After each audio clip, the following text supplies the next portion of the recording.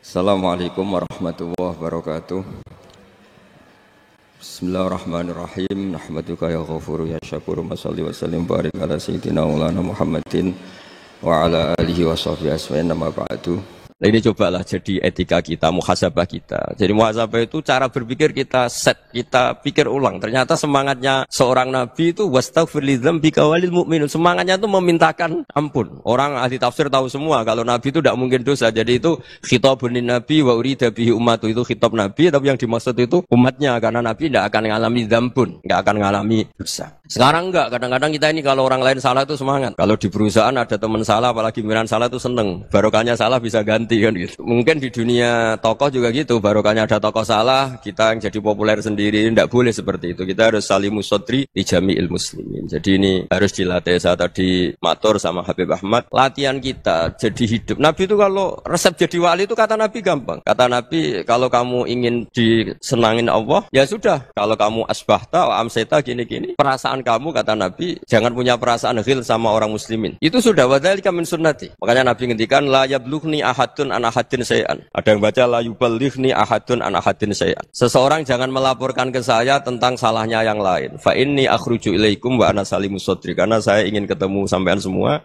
dalam keadaan salimus sadri, tidak punya perasaan apa-apa.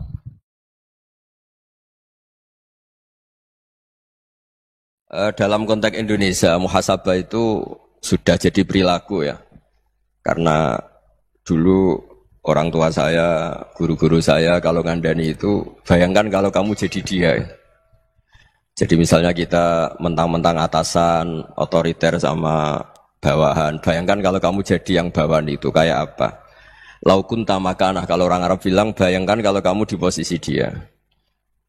Makanya guyonannya orang-orang Indonesia itu kan orang ngaramkan judi gitu, bareng dikasih tahu. Tapi yang menang anak jenengan, alhamdulillah.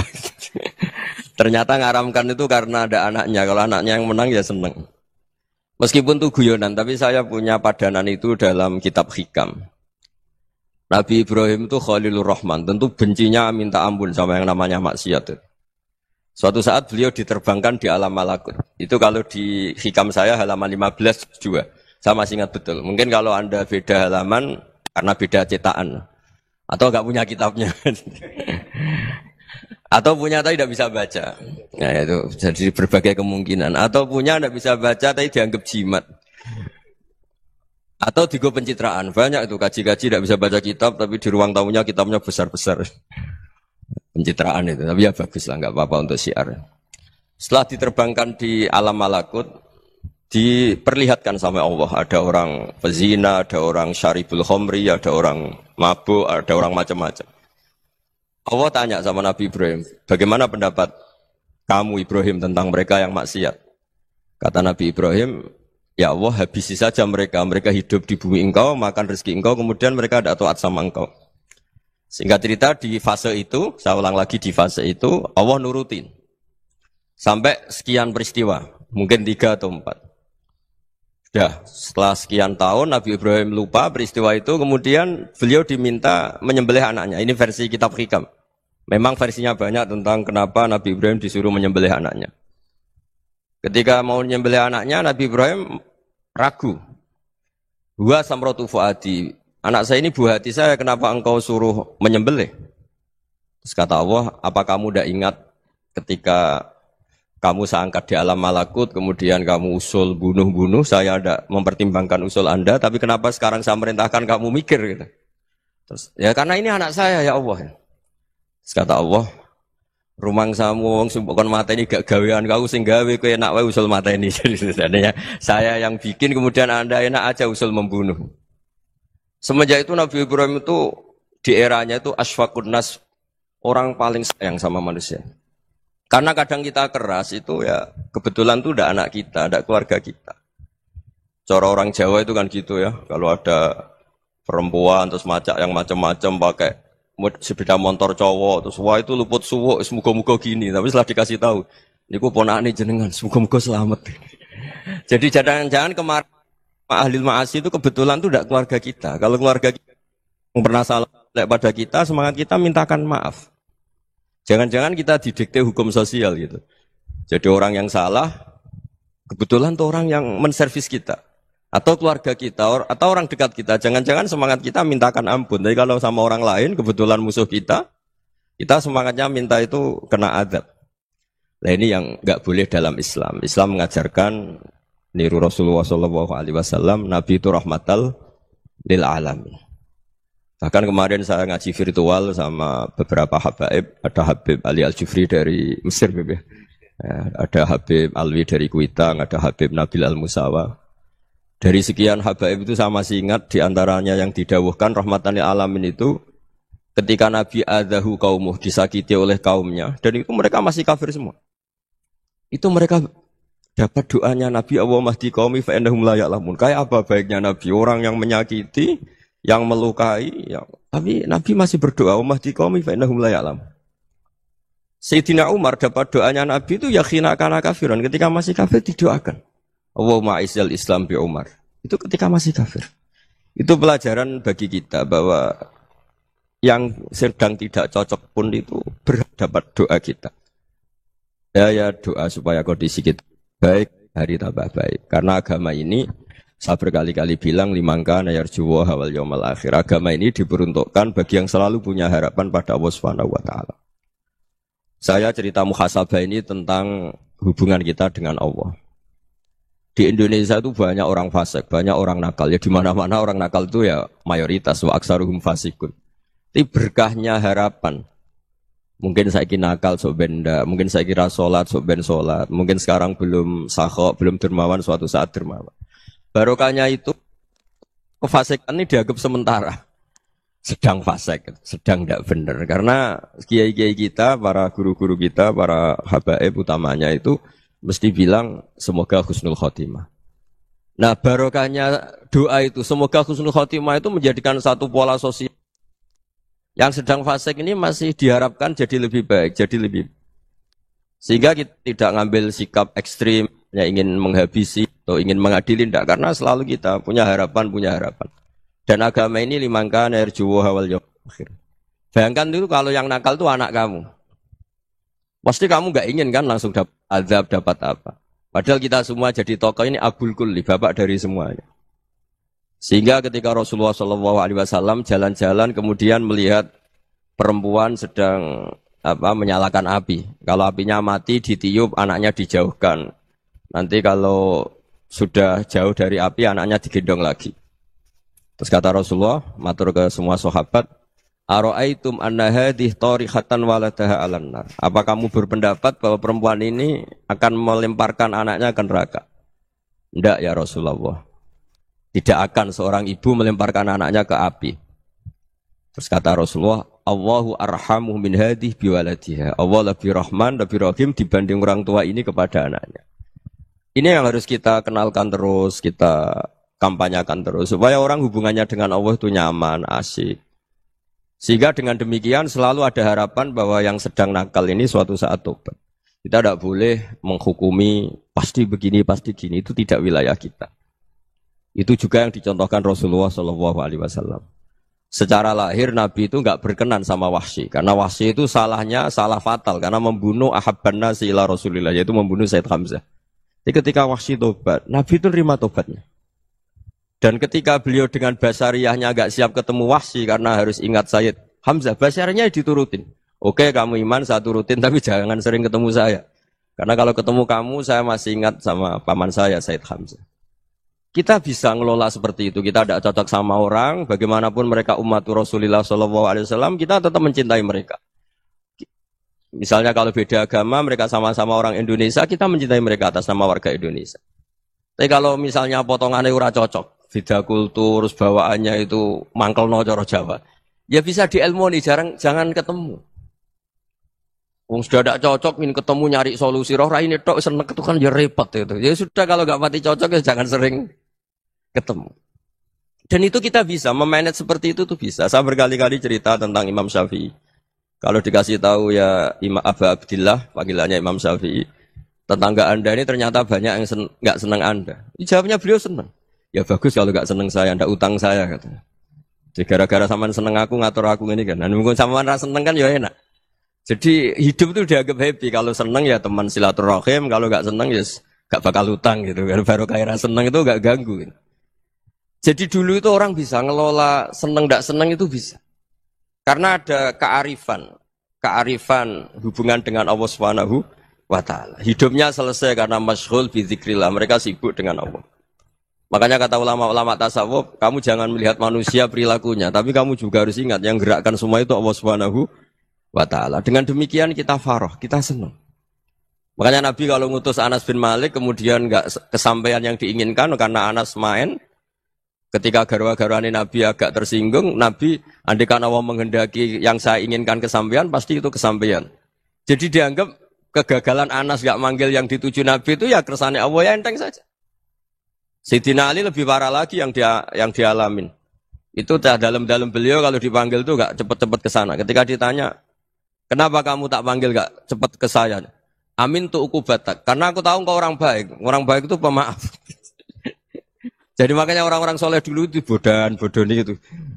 Makanya sekarang kalau ada orang bodoni itu mesti beda orang soleh. Kalau orang-orang soleh itu kakean husnudzon lagi sering dibodonin. Abdul bin Umar itu masyhur itu. Kalau ada budaknya sering sholat, sergap sholat itu dimerdekakan. Akhirnya enggak sholat pun pura-pura sholat. Akhirnya juga dimerdekakan. Ketika ditanya, kenapa engkau merdekakan? Padahal mereka sholatnya menipu engkau, kata pembisik-pembisik itu. Man khoda'ana lillah in khoda'na lah. Dia nipu atas nama Allah, berarti saat tertipu juga atas nama Allah. Enggak masalah dong, semuanya demi Allah Subhanahu wa ta'ala. Jadi ketika kita ketemu mensifati Allah Ta'ala itu ghafir. Allah pemaaf. Jangan kamu enggak fair untuk diri kamu nyifati Allah ghafir, pada orang lain Allah kamu sifati syadidul iqab. Jadi Allah kamu atur, kayak MC tadi ngatur saya. Jadi Allah itu apa? Kalau pada saya ghafir, kalau pada musuh saya syadidul iqam. Itu tidak fair. Kalau Anda punya harapan kepada Allah karena Allah Rahman Rahim, Allah ghafir, sebenarnya Allah pada musuh kita ya bisa saja Allah ghafir, bisa saja Allah Rahman Rahim. Sehingga kita melihat orang lain yang kita tidak cocok itu ya enteng saja. Itu min ummati Rasulillah sing tanaluhu syafa'atu, tanaluhu sa'atu rahmati, tanaluhu fair. Jangan dengan kita kayak mesti dapat rahmat. Jangan orang lain kayak Allah pasti syadidul iqam. Itu tidak boleh. Sehingga ketika ada orang Badui, singkat cerita orang Badui ini kencing di masjid. Semua sahabat membentak dia. Yang enggak bentak hanya Nabi tok. Saking mangkalnya orang ini karena semua sahabat bentak kecuali Nabi. Setelah dibenarin Nabi, terus Nabi nyuruh Sobbu Ali Danuban min ma'in. Setelah disucikan masjid itu, dia berdoa keras sekali. Allahumma arhamni wa Muhammadan wa la tarham ma'ana ahadan. Ya Allah yang berhak dapat rahmatmu hanya saya dan Nabi Muhammad, yang lainnya jangan. Karena yang lainnya tuh jengkelin, gitu aja saya salah dimarah-marahin. Gitu. Jadi kalau kamu doa terbatas ya kayak orang Bedui ini, kayak orang Arabi. Apa kata Nabi? Laqad tahajjarta wasi'an. Allah yang rahmatnya luas menjadi kamu sempitkan. Karena kamu mau atur Allah hanya rahman pada Indonesian Power, pada NU, pada kita yang orang lain enggak perlu dapat. Itu kan kasihan Islam karena Islam terus enggak dimiliki semua orang. Allah tidak dimiliki semua orang, Rasulullah tidak dimiliki semua orang karena dipek NU, dipek ormas tertentu, dipek enggak boleh seperti itu. Enggak boleh takhasyar tawasian kata Nabi, tidak boleh mempersempit zat yang rahmatnya itu luas. Ini semoga etika ini kita pakai di Indonesia. Yang sedang fase kita harapkan lebih baik. Yang sedang enggak dapat hidayah kita doakan dapat apa? Hidayah.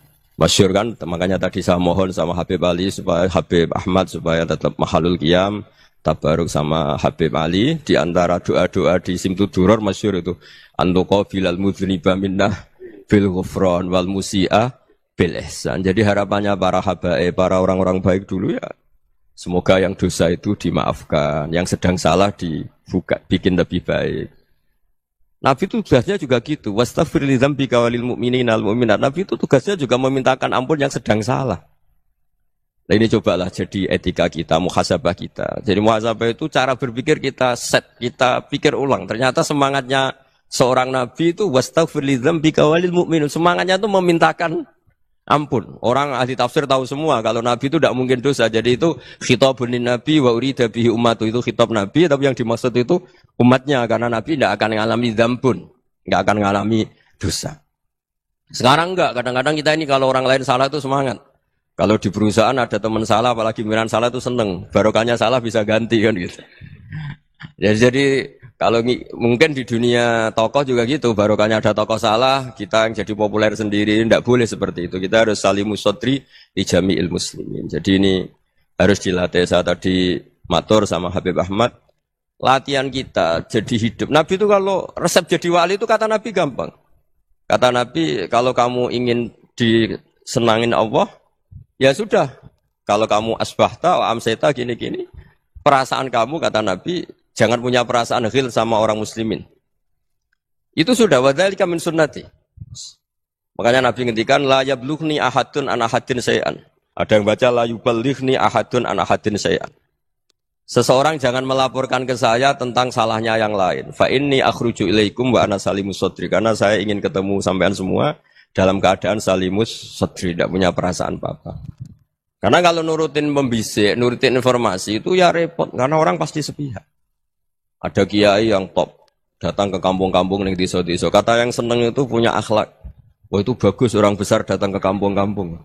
Kata yang enggak seneng, wah itu jobnya kiai kecil kok diambil. Itu kan ya kasihan itu kan sudut pandang. Makanya saya sering bilang, akal kita ini cukup untuk mentasdik Rasulullah Shallallahu Alaihi Wasallam. Meskipun perasaan kita kadang orang Jawa itu beda. Saya berkali-kali bilang sama peneliti dari Jogja, kenapa sih Gus para nabi itu kok poligami istrinya banyak? Nabi Dawud katanya itu berapa? Nabi Sulaiman malah jumlahnya agak terbatasin. Nabi Muhammad itu paling sedikit. Saya tanya gini, perempuan itu orang lemah, jadi kalau nolong orang satu gimana baik? Kalau nolong orang dua ya lebih baik, ya sudah kira-kira seperti itu. Paling tidak akal kita masih tahu kalau orang baik itu kan mesti baik. Nolong orang satu baik, nolong orang dua ya lebih baik, nolong orang tiga lebih baik. Tapi kalau kamu orang nggak baik, satu saja kamu terlantarin, kamu miskinkan, kamu ya tinggal ukur kan. Kalau orang baik nambah baik, tapi kalau orang buruk nambah buruk. Nah itu akal. Akal kita bisa menganalisis kenapa sih nikah itu ada yang poligami, ada yang enggak. Ya sudah ukur saja diri kamu. Misalnya kayak saya elek keriting, rabi terus, memperbanyak wong elek, orang perilaku netok, raine dadi elek kabeh. Gitu. Tapi nak kowe ku ganteng, alim, ganteng, sugih, anake ganteng-ganteng, berhubung kowe saleh ahli swarga kabeh, mertua yo bangga karena karir kamu meyakinkan, ini mertua kamu aja gak bangga mau nambah. Ipar gak bangga, mertua gak bangga, desa kamu yang kamu wayai juga gak. Beda dengan Nabi ketika nikah Juwairiyah itu gak ada pernikahan sebarokah Nabi dengan Juwairiyah itu. Azharu Rasulillah, di situ habis perang banyak tawanan gara-gara jadi bisanya Nabi langsung dibebaskan semua karena Azharu Rasulillah. Sekarang bisanya Kanjeng Nabi. Dulu Abu Sufyan mangkelnya bukan main sama Nabi. Gara-gara putrinya dinikah terus langsung jadi. Kalau kamu kan enggak, nikah satu, nikah lagi. Satu kampung musuh kamu. Karena istri pertama cemburu, yang kedua agak bangga. Wah itu selesai itu. Di dunia wal akhirah. Maksud saya, nganalisis Islam itu harus pakai akal. Dan akal yang dipakai, ini saya bawa ke kitab Ihya, adalah pikiran-pikiran para ulama. Makanya ketika Imam Ghazali ketika ditanya, fakaifa bi muslimin fasikin, asawwaha fi jami'i amri. Kalau ketemu orang fasik, orang Islam tapi fasik, perilakunya enggak ada yang benar. Kata Imam Ghazali jawabnya lucu, aneh. Ma min muslimin illa wa islamuhu ta'ah. Tidak ada orang Islam kecuali dia mau Islam. Membenarkan Allah dan Rasul itu sudah taatnya dia. Kok kamu tidak bisa melihat taatnya dia? Dia pikirannya kan ini pemabuk, ini tukang apa. Tapi kata Imam Ghazali, sebenarnya kamu masih bisa berpikir positif. Ma min muslimin illa wa islamuhu ta'ah. Tidak ada seseorang Islam ketika dia milih Islam itu pasti ada taatnya, yaitu tasdik pada Allah dan tasdik kepada Rasulullah sallallahu alaihi wasallam. Jadi dengan pola seperti itu, maka di antara guru-guru kita yang modern ya di era Mbah Maimun, di sini ada Habib Ahmad. Habib Salim syair yang sering dibaca beliau adalah ada orang munajat sama Allah, ini cerita munajat. Itu orang itu ngendikan gini. Ana mutnibun, ana mukhtiun, ana asi. Huwa rahimun, huwa ghafirun, huwa afi. Ya Allah, saya mukhti, saya orang yang salah. Ana mutnib, saya orang yang dosa. Ana asin, saya sering maksiat. Tapi engkau ya Allah, engkau ghafir, pemaaf. Engkau rahim, maha pengasih. Engkau afin, yang mudah memaafkan. Terus kata orang ini, ya agak kurang ajar tapi saking senengnya sama Allah. Qobal tuhunna salasatan bisalasati. Ya gini saja ya Allah, sifat engkau diadu dengan sifat saya. Engkau Tuhan, Gusti, enggak boleh kalah katanya. Terus wasatahliban ausofu ausofi, dan kau pasti pemenangnya gitu. Jadi ada orang rayu Allah dengan cara seperti itu ya ada ya. Saya ini manusia, salah saya banyak. Engkau ampunannya banyak. Engkau Tuhan, Gusti, enggak boleh ampunan Anda, ampunan engkau kalah dengan salah saya. Enggak boleh Tuhan kok kalah. Nah, jadi untuk supaya orang punya harapan gitu. Banyak juga wali-wali yang jadab ketika datang ke makam Rasulullah SAW. Itu kalau dongo ya agak kacau sebetulnya, cara syariat agak kacau. Ya Allah, engkau punya dua pilihan. Jika engkau menjadikan saya soleh, surah habibu, yang senang kekasihmu, yaitu Rasulullah SAW. Tapi jika engkau menjadikan saya fasik, surah adubu, yang senang itu setan. Monggo jenengan mau menyenangkan kekasih jenengan, mau menyenangkan musuh jenengan, monggo. Jenengan bebas kok memilih. Nah, mestinya Allah ya senang menyenangkan kekasihnya. Jadi ya, intinya Allah dipaksa untuk menjadikan dia orang soleh gitu. Jadi kayak kemarin itu Pak Bu siapa? Yang kesini itu yang sama jenengan itu.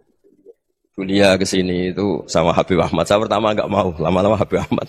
Ini gimana Gus? Orang taunya saya dekat jenengan, kalau enggak kasil saya waduh Habib. Ini kayak doanya wali yang tadi. Enggak punya pilihan, enggak ada pilihan ini. Jadi saya mohon muhasabah itu dimulai cara berpikir. Makanya di sini sebetulnya teks ini supaya dapat barokahnya Ihya. Ini kitab yang disenangi para habaib, para ulama. Sebetulnya teks di muhasabah itu redaksinya gini ya, yang lengkap. Hasibu anfusakum qabla an tuhasabu wazinuha qabla an tuzanu wa tahayya'u lil ardil akbar. Jadi ada kata wazinu, jadi ukur. Perilaku Anda ini diukur, ditakar. Misalnya kita sebagai suami kan ya punya hal-hal yang kita tidak ideal. Cara wong Jawa mesti pesek. Cara rezeki ya pas-pasan. Dan kita juga kalau makanya enggak boleh tanya istri begini, apa saya cinta pertama Anda? Pasti Anda kecewa. Orang jadi istri hanya korban terakhir gitu. Sudah. Karena orang kalau ngelamar kemana-mana gak jadi, yang jadi istri itu pasti korban terakhir gitu. Jarang istri pilihan pertama, jarang. Ayo semua yang nikah. Rata-rata itu pilihan Anda pertama Pak, dari sekian ditolak di mana-mana terus. Ya perempuan terakhir. Kamu juga korban terakhir gitu. Itu wali-wali dulu kalau ngandani kita itu sederhana. Antal ini masyhur diceritakan Habib Zain bin Sumit dalam kitab Al-Manhajus Sawi. Antalam tajid min nafsika kullama turid. Fa kaifa turidu min ghairika kullama turid. Kamu yang ingin ideal saja kamu tidak menemukan pada diri kamu untuk menjadi ideal. Kamu kan ingin ganteng, ingin punya uang banyak, ingin perilaku Anda sempurna. Anda saja yang punya keinginan tidak bisa mewujudkan keinginan Anda sendiri. Fa kaifa turidu min ghairika ma turid. Jadi antalam tajid min nafsika kullama turid. Fa kaifa turidu min ghairika kullama turid. Kamu yang punya keinginan saja. Misalnya saya ingin punya uang banyak, perilaku saya selalu benar, enggak pernah salah. Loh, saya yang ingin saja dengan diri saya enggak bisa untuk benar terus. Kok kamu berharap orang lain selalu benar? Jadi antalam tajid ya sama. Kalau kamu menuntut istri kamu itu ramah, neriman, apa kamu neriman sama wajah istri Anda gitu? Engko yo polah ning dindi jajaki sana jajaki sini kamu sendiri ndak kona apa. Jadi itu nasihat yang luar biasa. Antalam tajid min nafsika kullama turid, fa kaifa turidu min ghairika kullama turid. Kamu mau menghormati semua orang, ndak mau kan? Kemudian Anda berharap semua orang menghormati kamu. Kamu tidak ingin kan orang lain semua menghujat kamu. Sementara kamu enak aja menghujat orang lain. Makanya Rasulullah SAW ini luar biasa ketika bikin kaidah sosial. Apa la yu'minu ahadukum hatta yuhibba li akhihi ma yuhibbu li nafsihi. Jadi kalau ukuran iman itu sederhana. Kalau sesuatu itu baik, nyaman bagi Anda, ya bayangkan itu pada teman Anda. Misalnya Anda bangun tidur sudah acak-acakan, nggak punya uang, utang jatuh tempo, kan nggak ingin ketemu orang. Ya kamu jangan bertamu ke jenis ini karena dengan kamu yang alami juga gak siap ketemu orang. Makanya ada Habib Alim itu dilapuri sama seseorang. Beb, dulu teman saya itu ketika saya kaya itu sering main ke saya. Setelah saya miskin, mereka tidak main ke saya. Kata Habib itu bagus, sunnah Allah begitu itu bagus. Coba kalau kamu dulu kaya, teman kamu main kan kamu gaya, di rumah ada makanan, bisa hormat tamu. Setelah kamu miskin jadi buruh manol di pasar atau buruh bikin boto, teman kamu datang, malu enggak kamu? Mendingan enggak datang gitu. Akhirnya baru, oh ya alhamdulillah kalau gitu. Loh ya kan dulu teman kita datang, kita ada Alphard, istri cantik, rumah bagus lah, kita miskin, buruhnya orang pas dibentak-bentak, teman kamu udah datang. Milih datang kamu enggak kalau setelah kamu jatuh? Enggak kan? Jadi barokahnya ilmu itu terus. Ya, tapi kadang-kadang orang tuh, wah setelah saya miskin teman-teman enggak kasih ke sini. Ya kalau kamu sudah jatuh teman-teman kamu situ jadi tontonan. Ya mulai sekarang cara berpikir itu dirubah. Dulu yang namanya kiai itu kalau diundang orang itu ya agak-agak senang. Semenjak saya itu agak rubah. Mengundang kiai, ngatur kiai itu tak haram-haramkan ya ada lumayan lah sekarang itu sudah mulai agak beretika. Dulu itu ngundang tuh tanggalnya ditentukan, jamnya ditentukan. Enggak mikir apa kiai saat itu nganggur, enggak. Punya wadifah, enggak. Dia milih tanggal yang dia nganggur, enggak mikir pas itu kiainya nganggur apa. Enggak. Ya saya hanya cerita aja, kamu tersinggung ya monggo, boten ya monggo itu kan. Jadi saya mohonlah supaya tadi saya juga matur ke Habib Ahmad. Jadi untuk orang merasa ikut sunnah Rasul itu gampang sekali kata Sayyid Muhammad. Dulu Nabi berpakaian ala daerahnya. Kalau mikot ya pakai mikotu baladi. Karena Nabi orang Madinah dan beliau berdomisili di Madinah ya misalnya mikotnya dari Bir Ali misalnya. Tapi kalau Anda orang kawasan Tanim mau umrah ya dari Tanim. Misalnya kawasan Jirona ya dari Jirona. Artinya apa? Kamu ngambil mikot karena Nabi mikot misalnya dari Bir Ali. Bukan berarti kamu harus seperti Nabi di Bir Ali. Kamu orang Mekah misalnya. Kamu orang Tanim. Orang ya harus dari mikot itu apa? Baladi. Sama makanya di fikih-fikih itu kalau teknik anak. Nabi orang Arab. Halawiyatnya kurma ya kurma. Kalau orang Jawa sedegan. Semua podo-podo. Ya podo-podo manis. Jadi ini tabaruk sama Sayyid Muhammad, ini ada murid beliau, Habib Ahmad, saya baca. Supaya orang itu merasa ikut Nabi itu gampang sekali. Ini saya baca ya di halaman, tadi disaksikan Habib Ahmad, 433 di kitab, apa ini? Manhajus Salaf fi Fahmin Nusus. Itu kata Sayyid Muhammad, wa kanat sunnatu Rasulillah annahu yat'amu ma yajiduhu fi ardi, wa yalbasu ma yajidu, wa yarkabu ma yajidu, mimma abahu wa ta'ala. Faman istamala ma yajidu fi ardi fa huwa al-muttabi' lis-sunnah. Kama annahu hajjal baita min madinati. Faman hajjal baita min madinati nafsihi fa huwa al-muttabi' lis-sunnah. Wa illam takun hadhil madinatu tilka. Jadi intinya misalnya Nabi dulu itu ngasih sedekah kepada fakir miskin ya pakai dinar, dirham. Ya kalau orang misalnya sedekah pakai rupiah ya sudah ikut sunnah Nabi. Jangan lu Nabi pakai dinar loh, kamu kok pakai rupiah. Dulu dinarnya Nabi udah ada tulisannya Bank Indonesia, kamu ada tulisannya Bank. Ya tidak ada seperti itu. Ya jadi misalnya Nabi sedekah pakai tamar atau pakai al-aqid, ya kita pakai beras, pakai apa. Supaya orang tuh bahwa Rasulullah itu milik kafatal linnas, milik semuanya. Sehingga merasa ikut sunnah Nabi itu ya semuanya. Makanya dulu Mbah Mun kalau motivasi saya supaya bombong, kalau orang Jawa bilang bombong.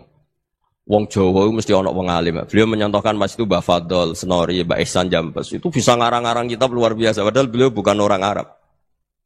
Imam Sibawa itu orang Persia. Imam Ghazali orang Tos itu juga ikut Persia. Kata Imam Mun, wong sing ora Arab lah mesti untuk jatah alim kata beliau. Karena Nabi itu diutus kafatal linnas. Nanti kalau orang yang alim itu Arab tok, berarti tidak ada perwakilan dari Afrika, dari Asia Tenggara, dari mana-mana. Makanya karena Nabi statusnya itu kafatal linnas. Jadi kita harus bangga sebagai Muslim, sebagai orang Indonesia karena misalnya Wali Kutub dulu terkenalnya hanya ada di Yaman, di mana. Ternyata pernah ada juga di Indonesia dan seperti Habib Abu Bakar Segaf Gresik. Jadi ya artinya kan tetap orang Indonesia meskipun beliau zuriyah Rasul kan ya sudah orang apa? Orang Indonesia. Zuriyahnya Habib Ali Simtuduror sekarang di Solo. Jadi Indonesia juga dapat alawin banyak dari Sadatinal Alawin juga banyak. Jadi saya mohon barokahnya ngaji seperti ini melihat orang lain tuh gampang. Bayangkan tuh kalau anak kamu. Makanya Nabi nanti kalau nggak percaya lihat di Hikam nomor 15 di kitab saya itu. Di situ dijelaskan oleh Hikam. Jangan-jangan semangat Anda pada orang yang maksiat, pada orang yang keliru supaya dihukum itu karena kebetulan itu udah anak Anda, itu udah keluarga Anda. Coba kalau itu keluarga. Makanya kalau saya guyonan di Jogja itu Ada pembantu mecahkan piring terus dimarahi majikannya. Saya mesti guyon gitu. Pasti itu pembantunya tidak cantik. Kok bisa, Gus? Andai kan cantik dan kamu senang mecahno piring satu, piring 1000 ra iso ngamuk kowe. Ternyata ngamuknya itu karena mecahkan piring apa karena plus tidak cantik? Coba jawab para lelaki ini. Kamu marah sama orang maksiat tuh karena maksiat karena plus itu udah anak Anda. Bayangkan kalau itu anak Anda.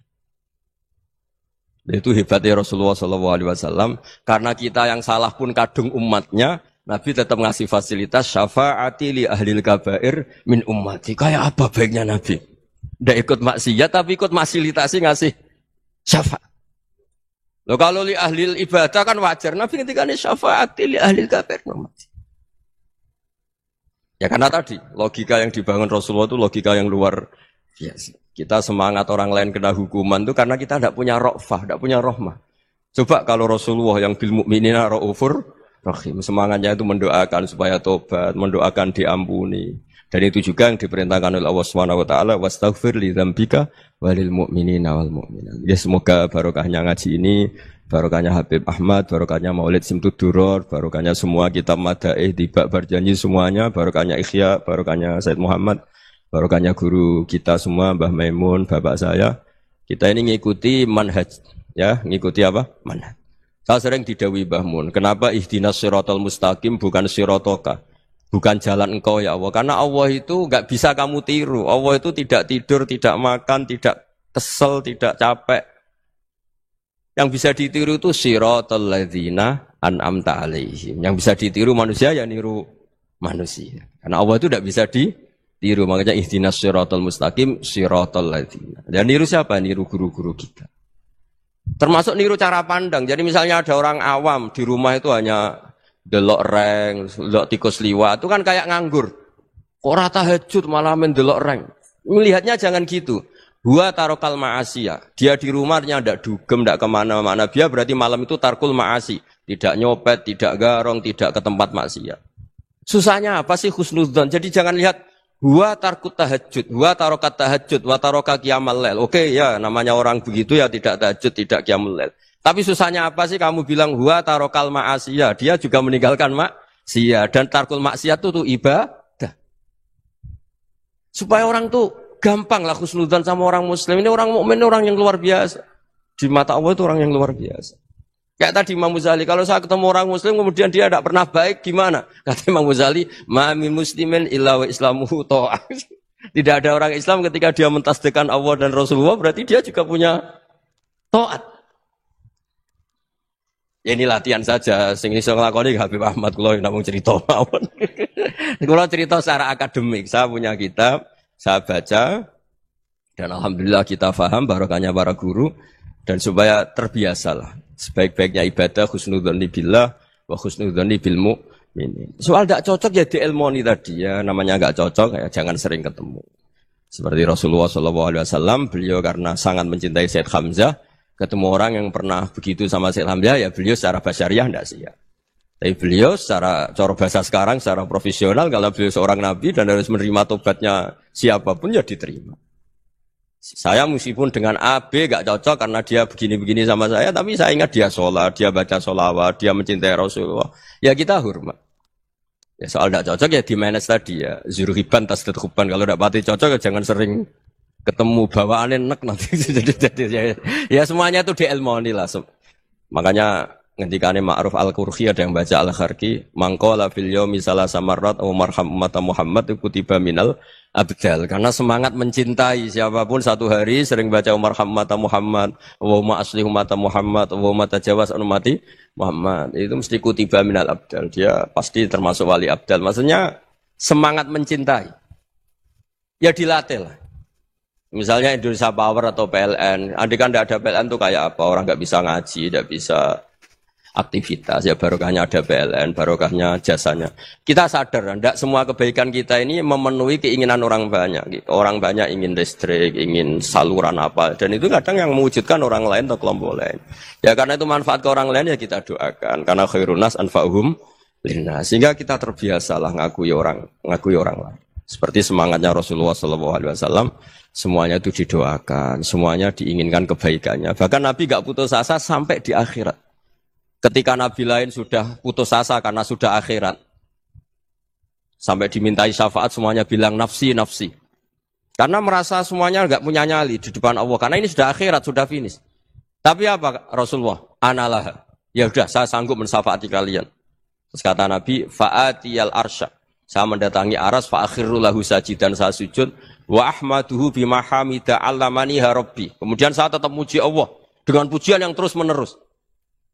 Padahal sudah di akhirat, sudah finish. Nabi dimintai syafaat masih sanggup. Karena Nabi tahu, akhirat tidak bisa mendikte Allah. Tidak bisa Allah terus bilang, ya Allah ini akhirat. Engkau sudah tidak boleh mensyafaat. Tidak bisa. Allah tidak bisa diganggu akhirat. Allah tidak boleh dibatalkan rahmannya oleh akhirat. Allah tetap rahman rahim abadal abad. Dan Nabi tahu itu. Makanya kata para ulama, fa Muhammadun ahmadu min ghairihi. Jadi Nabi Muhammad namanya dua, yang terkenal. Sebenarnya banyak yang terkenal dua, Muhammad sama Ahmad. Ketika Nabi punya nyali memuji Allah di akhirat atau sudah di akhirat, itu fa Muhammadun ahmadu min ghairihi. Ketika Nabi lain sudah tidak punya nyali muji Allah karena sudah akhirat, Nabi Muhammad tetap berani muji Allah di saat seperti itu. Makanya Ahmadu di situ kata ulama itu af'al tafdil, fa Muhammadun ahmadu min ghairihi. Kanjeng Nabi lebih memuji Allah di saat yang Nabi lain sudah tidak punya nyali untuk memuji Allah di saat itu. Makanya kata Nabi, fa'akhirru lahu sajidan wa ahmaduhu bimahamida allamaniha rabbi. Akhirnya setelah lama gitu terus Allah ngendikan, ya Muhammad irfa' ra'sak wasal tu'tah wasfa' tusyaffa. Sudah Muhammad, angkat kepala kamu minta apa saya turutin, dan kalau kamu ingin mensyafaati umatmu, saya beri hak apa? Syafaat. Nah, semoga semangat itu juga menjadikan kita munajat bahwa rahmat Allah tidak terbatas, harapan juga tidak terbatas. Mungkin yang sedang nakal ya kita katakan sedang, jangan terus kamu pastikan wah ini mesti suul khotimah, mesti tidak orang baik. Tidak, agama ini liman kana yarjuwaha wal yaumal akhir, selalu bagi yang punya harapan. Ya, mugi-mugi dapat barokah semua. Mantul dengan kata wassalamualaikum warahmatullahi wabarakatuh. Dalam konteks Indonesia, muhasabah itu sudah jadi perilaku ya. Karena dulu orang tua saya, guru-guru saya kalau ngandani itu, bayangkan kalau kamu jadi dia. Jadi misalnya kita mentang-mentang atasan, otoriter sama bawahan. Bayangkan kalau kamu jadi yang bawahan itu, kayak apa? Laukun tamakanah, kalau orang Arab bilang, bayangkan kalau kamu di posisi dia. Makanya guyonannya orang-orang Indonesia itu kan, orang ngaramkan judi gitu, bareng dikasih tahu. Tapi yang menang anak jenengan, alhamdulillah. Ternyata ngaramkan itu karena ada anaknya. Kalau anaknya yang menang ya seneng. Meskipun itu guyonan, tapi saya punya padanan itu dalam kitab Hikam. Nabi Ibrahim itu Khalilur Rahman, tentu bencinya minta ampun sama yang namanya maksiat. Suatu saat beliau diterbangkan di alam malakut. Itu kalau di Hikam saya halaman 15 juga. Saya masih ingat betul. Mungkin kalau Anda beda halaman karena beda cetakan. Atau enggak punya kitabnya. Atau punya tapi tidak bisa baca. Nah itu jadi berbagai kemungkinan. Atau punya tidak bisa baca tapi dianggap jimat. Atau digo pencitraan. Banyak itu kaji-kaji tidak bisa baca kitab tapi di ruang tamunya kitabnya besar-besar. Pencitraan itu. Tapi ya bagus lah, enggak apa-apa untuk syiar. Setelah diterbangkan di alam malakut, diperlihatkan sama Allah. Ada orang pezina, ada orang syaribul khomri, ada orang mabuk, ada orang macam-macam. Allah tanya sama Nabi Ibrahim, bagaimana pendapat kamu Ibrahim tentang mereka yang maksiat? Kata Nabi Ibrahim, ya Allah habisi saja mereka. Mereka hidup di bumi engkau, makan rezeki engkau, kemudian mereka tidak taat sama engkau. Singkat cerita di fase itu, saya ulang lagi di fase itu, Allah nurutin. Sampai sekian peristiwa, mungkin 3 atau 4. Ya, setelah sekian tahun Nabi Ibrahim lupa peristiwa itu, kemudian beliau diminta menyembelih anaknya. Ini versi kitab Hikam. Memang versinya banyak tentang kenapa Nabi Ibrahim disuruh menyembelih anaknya. Ketika mau menyembelih anaknya, Nabi Ibrahim ragu. Wa samratu fuadi. Anak saya ini buah hati saya, kenapa engkau suruh menyembelih? Terus kata Allah, apa kamu tidak ingat ketika kamu saya angkat di alam malakut, kemudian kamu usul bunuh-bunuh, saya tidak mempertimbangkan usul Anda, tapi kenapa sekarang saya merintahkan kamu mikir gitu. Terus, ya karena ini anak saya ya Allah. Terus kata Allah, rumang samu wong sumpukon mata ini gak gawean kau sing gawe kowe enak wae usul mata ini. Jadi saya yang bikin, kemudian Anda enak aja usul membunuh. Semenjak itu Nabi Ibrahim itu di eranya itu asfaqun nas, orang paling sayang sama manusia. Karena kadang kita keras itu ya kebetulan tuh udah anak kita, ada keluarga kita. Cara orang Jawa itu kan gitu ya, kalau ada perempuan terus macak yang macam-macam pakai sepeda motor cowok terus wah itu luput suwuk, semoga-moga gini. Tapi setelah dikasih tahu, niku ponakane jenengan, semoga-moga selamat. Jadi jangan-jangan kemarin ahlil ma'asi itu kebetulan tuh tidak keluarga kita. Kalau keluarga kita yang pernah salah pada kita, semangat kita mintakan maaf. Jangan-jangan kita didikte hukum sosial gitu. Jadi orang yang salah, kebetulan tuh orang yang menservis kita. Atau keluarga kita, atau orang dekat kita. Jangan-jangan semangat kita mintakan ampun. Tapi kalau sama orang lain, kebetulan musuh kita semangatnya minta itu kena adab. Nah ini yang nggak boleh dalam Islam. Islam mengajarkan niru Rasulullah SAW, Nabi itu rahmatal lil alamin. Bahkan kemarin saya ngaji virtual sama beberapa habaib, ada Habib Ali Al-Jufri dari Mesir, ada Habib Alwi dari Kuitang, ada Habib Nabil Al-Musawa.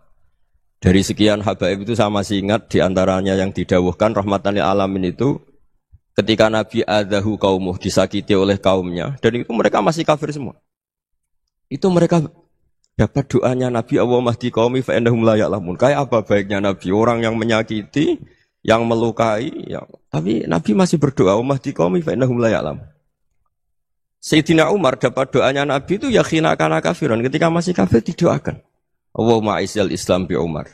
Itu ketika masih kafir. Itu pelajaran bagi kita bahwa yang sedang tidak cocok pun itu berdapat doa kita. Ya doa supaya kondisi kita baik, hari tambah baik. Karena agama ini saya berkali-kali bilang limangka nayarjuwa hawal yawmal akhir. Agama ini diperuntukkan bagi yang selalu punya harapan pada Allah Subhanahu wa taala. Saya cerita muhasabah ini tentang hubungan kita dengan Allah. Di Indonesia itu banyak orang fasik, banyak orang nakal. Ya di mana-mana orang nakal itu ya mayoritas wa aksaruhum fasikun.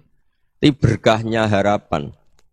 Mungkin saya kira nakal sok benda, mungkin saya kira sholat sok ben sholat, mungkin sekarang belum sakhok, belum dermawan, suatu saat dermawan. Barokahnya itu kefasikan ini dianggap sementara. Sedang fasik, sedang tidak benar. Karena kiai-kiai kita, para guru-guru kita, para habaib utamanya itu mesti bilang semoga husnul khotimah. Nah barokahnya doa itu, semoga husnul khotimah itu menjadikan satu pola sosial. Yang sedang fasik ini masih diharapkan jadi lebih baik, jadi lebih. Sehingga kita tidak ngambil sikap ekstrim, yang ingin menghabisi atau ingin mengadili, tidak. Karena selalu kita punya harapan. Dan agama ini limangka nerjuwa hawal yawmal akhir. Bayangkan dulu kalau yang nakal itu anak kamu. Pasti kamu nggak ingin kan langsung dapat azab, dapat apa. Padahal kita semua jadi tokoh ini abul kulli, bapak dari semuanya. Sehingga ketika Rasulullah SAW jalan-jalan kemudian melihat perempuan sedang menyalakan api. Kalau apinya mati ditiup, anaknya dijauhkan. Nanti kalau sudah jauh dari api, anaknya digendong lagi. Terus kata Rasulullah, matur ke semua sahabat, Aro'aitum anna hadih tarihatan waladaha alan nar. Apa kamu berpendapat bahwa perempuan ini akan melemparkan anaknya ke neraka? Tidak ya Rasulullah. Tidak akan seorang ibu melemparkan anaknya ke api. Terus kata Rasulullah, Allahu arhamu min hadih biwaladiha. Allah lebih rahman, lebih rahim dibanding orang tua ini kepada anaknya. Ini yang harus kita kenalkan terus, kita kampanyakan terus. Supaya orang hubungannya dengan Allah itu nyaman, asyik. Sehingga dengan demikian selalu ada harapan bahwa yang sedang nakal ini suatu saat tobat. Kita tidak boleh menghukumi pasti begini, pasti gini. Itu tidak wilayah kita. Itu juga yang dicontohkan Rasulullah SAW. Secara lahir Nabi itu nggak berkenan sama Wahsy. Karena Wahsy itu salahnya salah fatal. Karena membunuh ahabban nasi ila Rasulillah. Yaitu membunuh Sayyid Hamzah. Jadi ketika Wahsy tobat, Nabi itu terima tobatnya. Dan ketika beliau dengan basariyahnya agak siap ketemu Wahsy karena harus ingat Sayyid Hamzah, basariyahnya diturutin. Oke, kamu iman, saya turutin, tapi jangan sering ketemu saya. Karena kalau ketemu kamu, saya masih ingat sama paman saya, Sayyid Hamzah. Kita bisa ngelola seperti itu. Kita tidak cocok sama orang, bagaimanapun mereka umat Rasulullah SAW, kita tetap mencintai mereka. Misalnya kalau beda agama, mereka sama-sama orang Indonesia, kita mencintai mereka atas nama warga Indonesia. Tapi kalau misalnya potongannya ora cocok, beda kultur, terus bawaannya itu mangkelno cara Jawa. Ya bisa diilmoni, jangan ketemu. Wong sudah tidak cocok, ingin ketemu nyari solusi. Roh ini tok seneng itu kan ya repot itu. Ya sudah kalau nggak pati cocok ya jangan sering ketemu. Dan itu kita bisa memanage seperti itu tuh bisa. Saya berkali-kali cerita tentang Imam Syafi'i. Kalau dikasih tahu ya Imam Abu Abdillah, panggilannya Imam Syafi'i, tetangga Anda ini ternyata banyak yang nggak senang Anda. Jawabnya beliau senang. Ya bagus kalau nggak senang saya, ndak utang saya katanya. Jadi gara-gara sampean seneng aku ngatur aku ini kan. Dan mungkin sampean rasa seneng kan ya enak.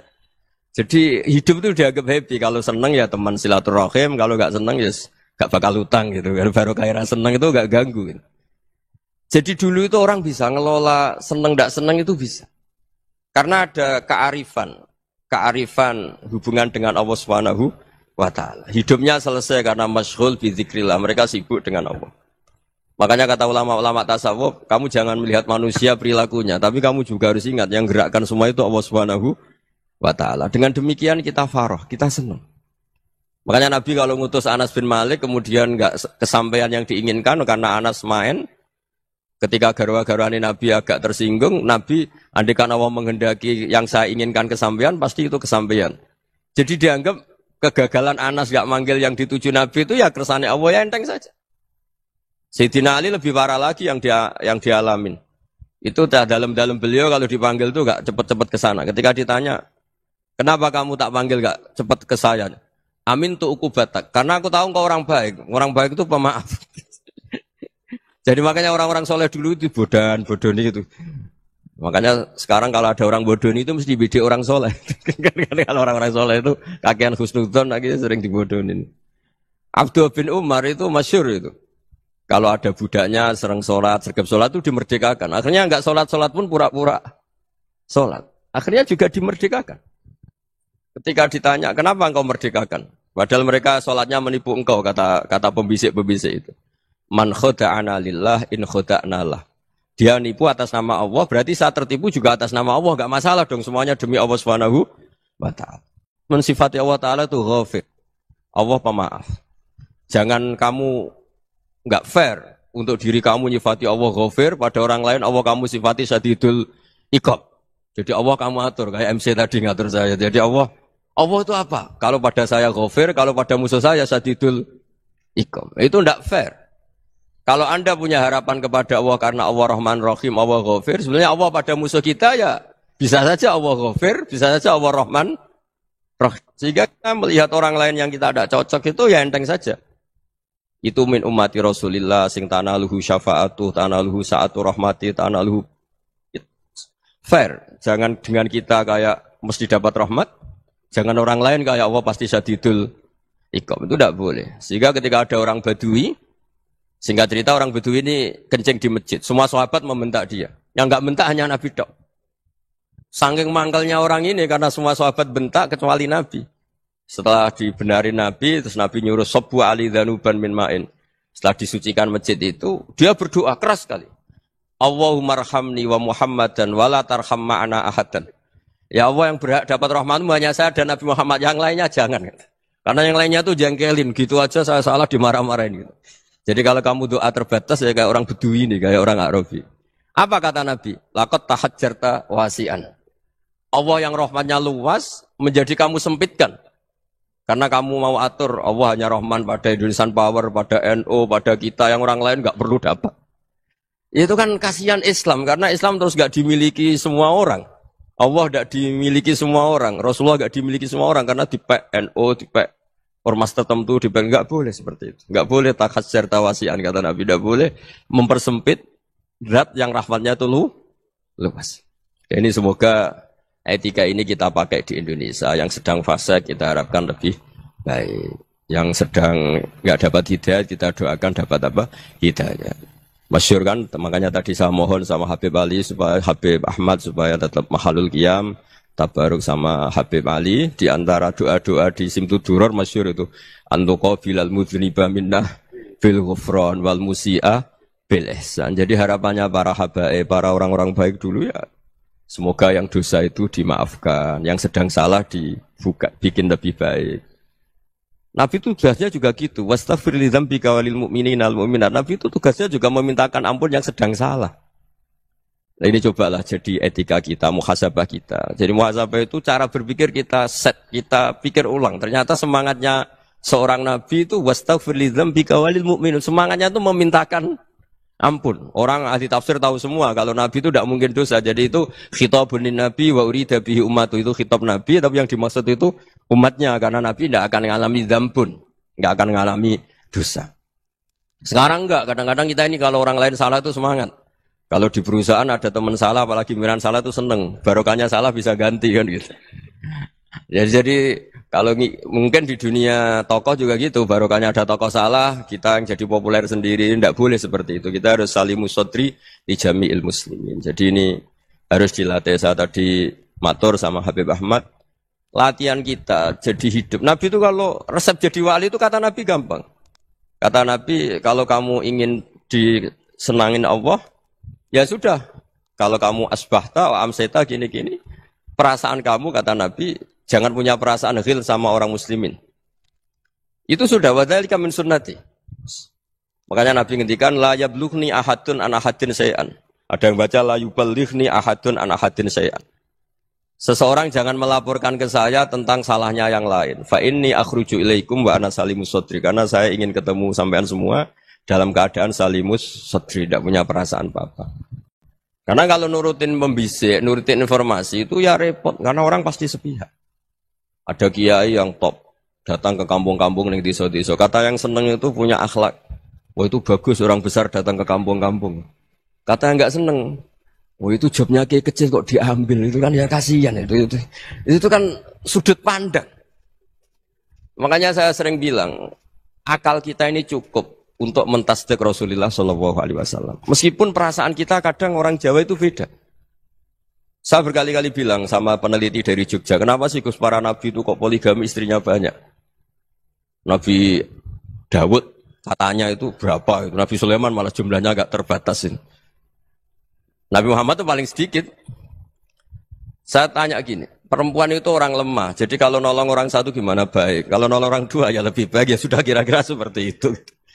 Paling tidak akal kita masih tahu kalau orang baik itu kan mesti baik. Nolong orang satu baik, nolong orang dua ya lebih baik, nolong orang tiga lebih baik. Tapi kalau kamu orang nggak baik, satu saja kamu terlantarin, kamu miskinkan, kamu ya tinggal diukur kan. Kalau orang baik nambah baik, tapi kalau orang buruk tambah buruk. Nah itu akal. Akal kita bisa menganalisis kenapa sih nikah itu ada yang poligami, ada yang enggak. Ya sudah, ukur saja diri kamu. Misalnya kayak saya elek keriting, rabi terus, memperbanyak wong elek, orang perilaku netok, raine dadi elek kabeh gitu. Tapi nak kowe ku ganteng, alim, ganteng, sugih, anake ganteng-ganteng, berhubung kowe saleh ahli swarga kabeh, mertua yo bangga karena karir kamu meyakinkan. Ini mertua kamu aja gak bangga mau nambah. Ipar gak bangga, mertua gak bangga, desa kamu yang kamu wayai juga gak. Beda dengan Nabi ketika nikah Juwairiyah itu gak ada pernikahan sebarokah Nabi dengan Juwairiyah itu. Azharu Rasulillah, di situ habis perang banyak tawanan, gara-gara jadi besanya Nabi langsung dibebaskan semua karena Azharu Rasulillah. Sekarang besanya Kanjeng Nabi. Dulu Abu Sufyan mangkelnya bukan main sama Nabi, gara-gara putrinya dinikah terus langsung jadi. Kalau kamu kan enggak, nikah satu, nikah lagi, satu kampung musuhnya. Karena istri pertama ya cemburu, yang kedua agak bangga. Wah itu selesai itu, di dunia wal akhirah. Maksud saya, nganalisis Islam itu harus pakai akal.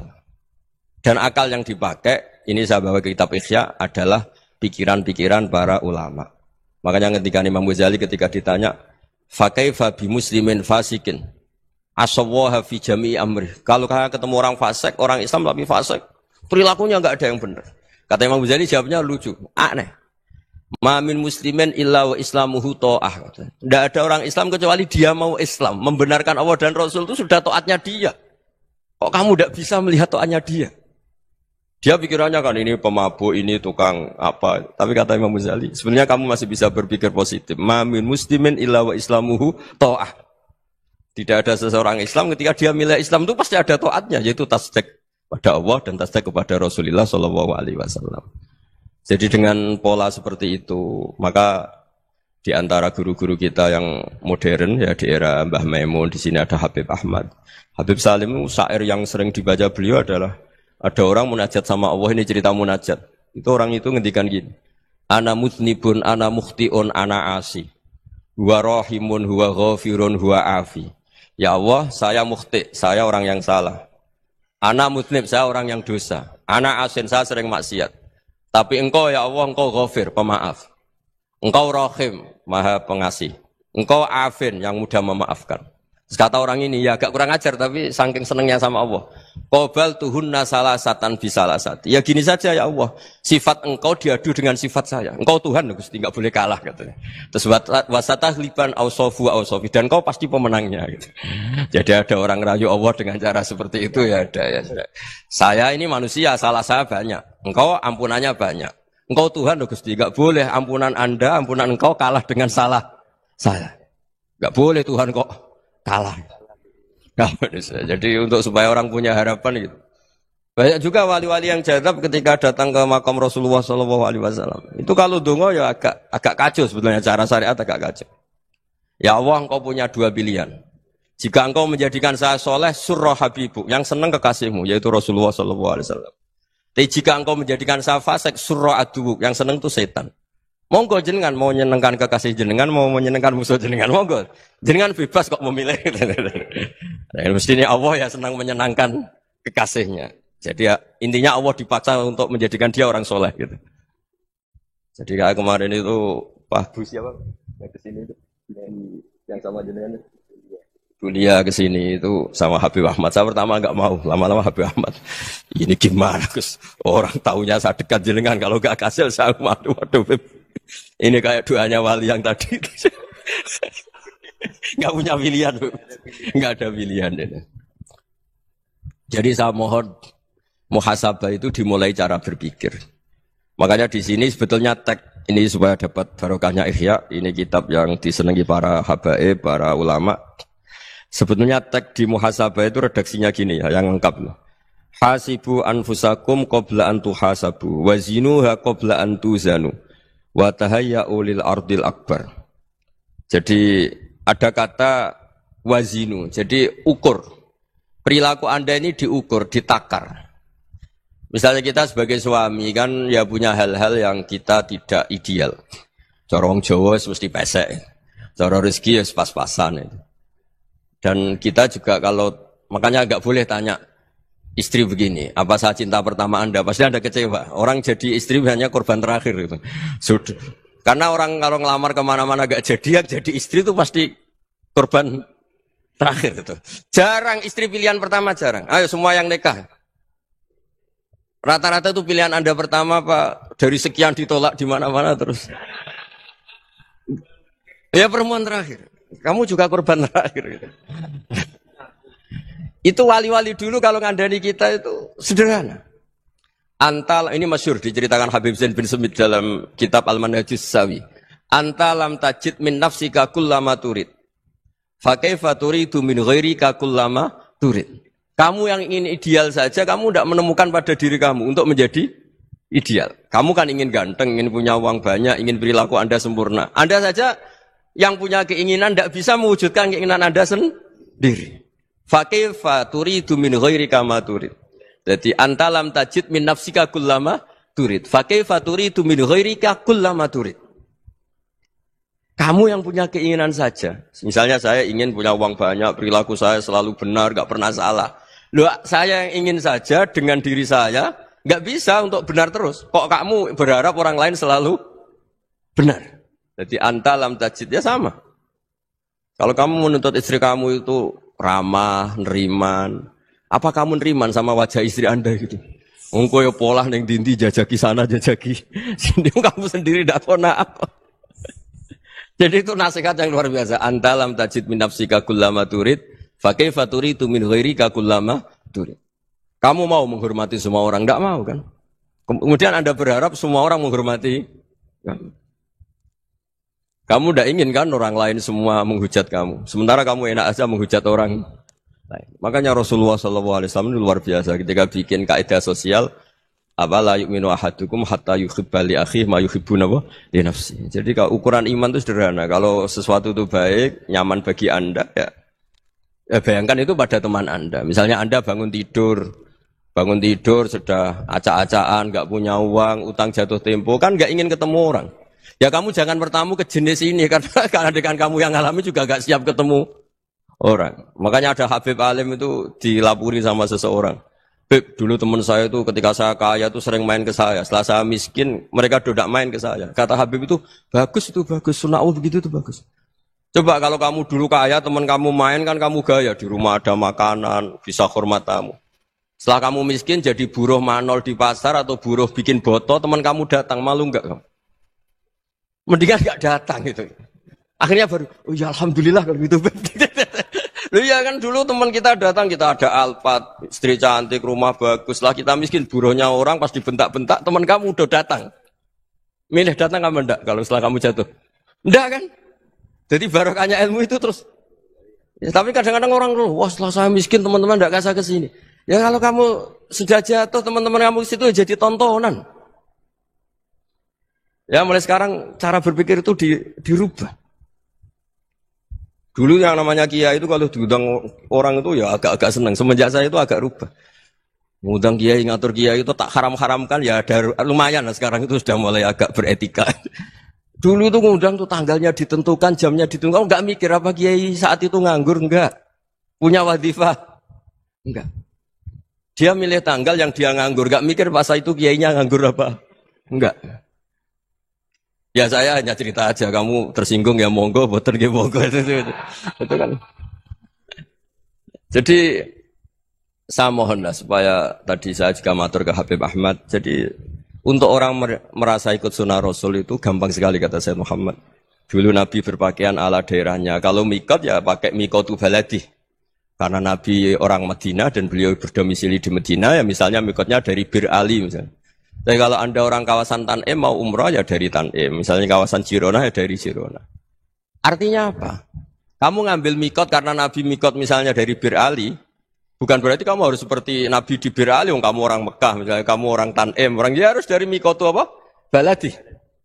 Sama makanya di fikih-fikih itu kalau tahnik anak. Nabi orang Arab halawiyatnya kurma ya kurma. Kalau orang Jawa sedegan. Semua podo-podo. Ya podo-podo manis. Jadi ini tabaruk sama Sayyid Muhammad, ini ada murid beliau, Habib Ahmad, sahabatnya. Supaya orang itu merasa ikut Nabi itu gampang sekali. Ini sahabatnya di halaman tadi disaksikan Habib Ahmad 433 di kitab apa begini? Manhajus Salaf fi Fahmin Nusus. Itu kata Sayyid Muhammad, wa kanat sunnatu Rasulillah annahu yat'amu ma yajiduhu fi ardi wa yalbasu ma yajidu wa yarkabu ma yajidu mimma abahu Allah Ta'ala. Faman istamala ma yajidu fi ardi fa huwa al-muttabi' lis-sunnah. Kama annahu hajjal baita min madinati. Faman hajjal baita min madinati nafsi fa huwa al-muttabi' lis-sunnah. Wa illam takun hadhil madinatu tilka. Jadi intinya misalnya Nabi dulu itu ngasih sedekah kepada fakir miskin ya pakai dinar, dirham. Ya kalau orang misalnya sedekah pakai rupiah ya sudah ikut sunnah Nabi. Jangan, Nabi pakai dinar loh, kamu kok pakai rupiah. Dulu dinarnya Nabi udah ada tulisannya Bank Indonesia, kamu kok ada tulisannya Bank. Ya tidak ada seperti itu. Ya jadi misalnya Nabi sedekah pakai tamar atau pakai al-aqid, ya kita pakai beras, pakai apa. Supaya orang tuh bahwa Rasulullah itu milik kafatal linnas, milik semuanya. Sehingga merasa ikut sunnah Nabi itu ya semuanya. Makanya dulu Mbah Mun kalau motivasi saya supaya bombong, kalau orang Jawa bilang bombong. Wong Jawa mesti ono wong alim. Beliau menyontohkan Mas itu Mbah Fadol, Senori, Mbah Ihsan Jambes. Itu bisa ngarang-ngarang kitab luar biasa. Padahal beliau bukan orang Arab. Imam Sibawai itu orang Persia. Imam Ghazali orang Tus itu juga ikut Persia. Kata Imam Mun, wong sing ora Arab lah mesti untuk jatah alim kata beliau. Karena Nabi itu diutus kafatal linnas. Nanti kalau orang yang alim itu Arab tok, berarti tidak ada perwakilan dari Afrika, dari Asia Tenggara, dari mana-mana. Makanya karena Nabi statusnya itu kafatal linnas. Jadi kita harus bangga sebagai Muslim, sebagai orang Indonesia karena misalnya Wali Kutub dulu terkenalnya hanya ada di Yaman, di mana. Ternyata pernah ada juga di Indonesia dan seperti Habib Abu Bakar Segaf Gresik. Jadi ya artinya kan tetap orang Indonesia meskipun beliau dzurriyyah Rasul kan ya sudah orang apa? orang Indonesia. Zuriatnya Habib Ali Simtuduror sekarang di Solo. Jadi Indonesia juga dapat alawin banyak dari Sadatin al-Alawin juga banyak. Jadi saya mohon barokahnya ngaji seperti ini, melihat orang lain tuh gampang. Bayangkan tuh kalau anak kamu. Makanya Nabi, nanti kalau nggak percaya lihat di Hikam nomor 15 di kitab saya itu. Di situ dijelaskan oleh Hikam, jangan-jangan semangat Anda pada orang yang maksiat, pada orang yang keliru supaya dihukum itu karena kebetulan itu udah anak Anda, itu udah keluarga Anda. Coba kalau itu keluarga. Makanya kalau saya guyonan di Jogja itu, ada pembantu mecahkan piring terus dimarahi majikannya. Saya mesti guyon gitu. Pasti itu pembantunya tidak cantik. Kok bisa, Gus? Andekan cantik dan kamu senang mecahno piring satu, piring 1000 ra iso ngamuk kowe. Ternyata ngamuknya itu karena mecahkan piring apa karena plus tidak cantik. Coba jawab para lelaki ini. Kamu marah sama orang maksiat tuh karena maksiat karena plus itu udah anak Anda. Bayangkan kalau itu anak Anda. Itu hebatnya Rasulullah SAW. Karena kita yang salah pun kadung umatnya, Nabi tetap ngasih fasilitas syafaati li ahlil kabair min ummati. Kayak apa baiknya Nabi? Tidak ikut maksiat tapi ikut fasilitasi ngasih syafaat. Loh kalau li ahlil ibadah kan wajar. Nabi ketika ini syafaati li ahlil kabair min ummati. Ya karena tadi logika yang dibangun Rasulullah itu logika yang luar biasa. Kita semangat orang lain kena hukuman itu karena kita tidak punya ra'fah, tidak punya rahmah. Coba kalau Rasulullah yang bil mu'minina ra'ufur rahim, semangatnya itu mendoakan supaya tobat, mendoakan diampuni. Dan itu juga yang diperintahkan oleh Allah Subhanahu wa taala, wastaghfir li dzambika walil mu'minina wal mu'minat. Ya semoga barokahnya ngaji ini, barokahnya Habib Ahmad, barokahnya Maulid Simtuduror, barokahnya semua kitab madaih tiba berjanji semuanya, barokahnya Ikhya, barokahnya Said Muhammad, barokahnya guru kita semua, Mbah Maimun, bapak saya. Kita ini ngikuti manhaj, ya, ngikuti apa? Manhaj. Saya sering didhawuhi Mbah Mun, kenapa ihdinas siratal mustaqim bukan siratoka?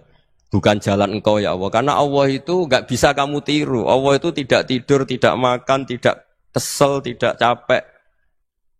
Yang bisa ditiru itu siratal ladzina an'amta alaihim. Yang bisa ditiru manusia ya niru manusia. Karena Allah itu tidak bisa ditiru, makanya ihdinas siratal mustaqim siratal ladzina. Dan niru siapa? Niru guru-guru kita.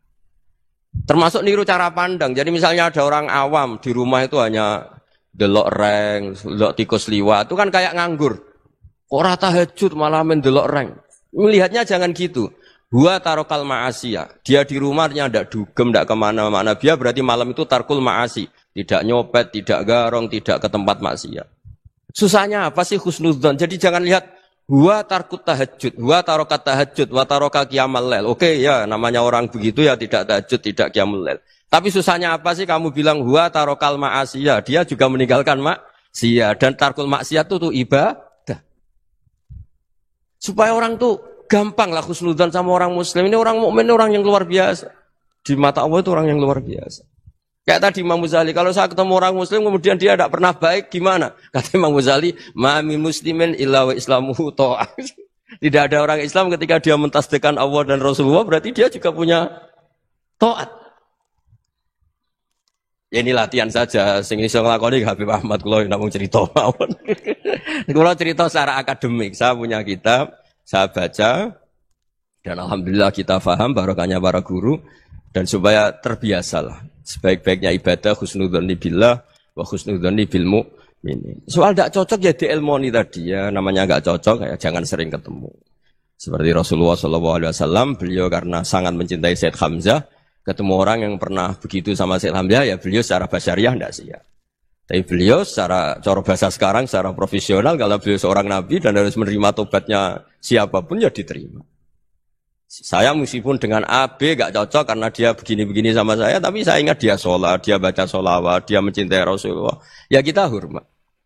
Ya soal gak cocok ya di manage tadi ya. Zuruhiban tasdad huban. Kalau gak pati cocok ya jangan sering ketemu bawaannya enak nanti.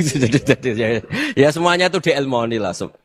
Makanya ngendikane Ma'ruf Al-Qurhi ada yang baca Al-Kharki. Mangqala fil yaumi salasa marrat aw marham ummata Muhammad kutiba minal abdal, karena semangat mencintai siapapun satu hari sering baca Umar Hammata Muhammad, wa asli ummata Muhammad, wa tajawaz ummati Muhammad, itu mesti kutiba minal abdal, dia pasti termasuk wali abdal. Maksudnya semangat mencintai.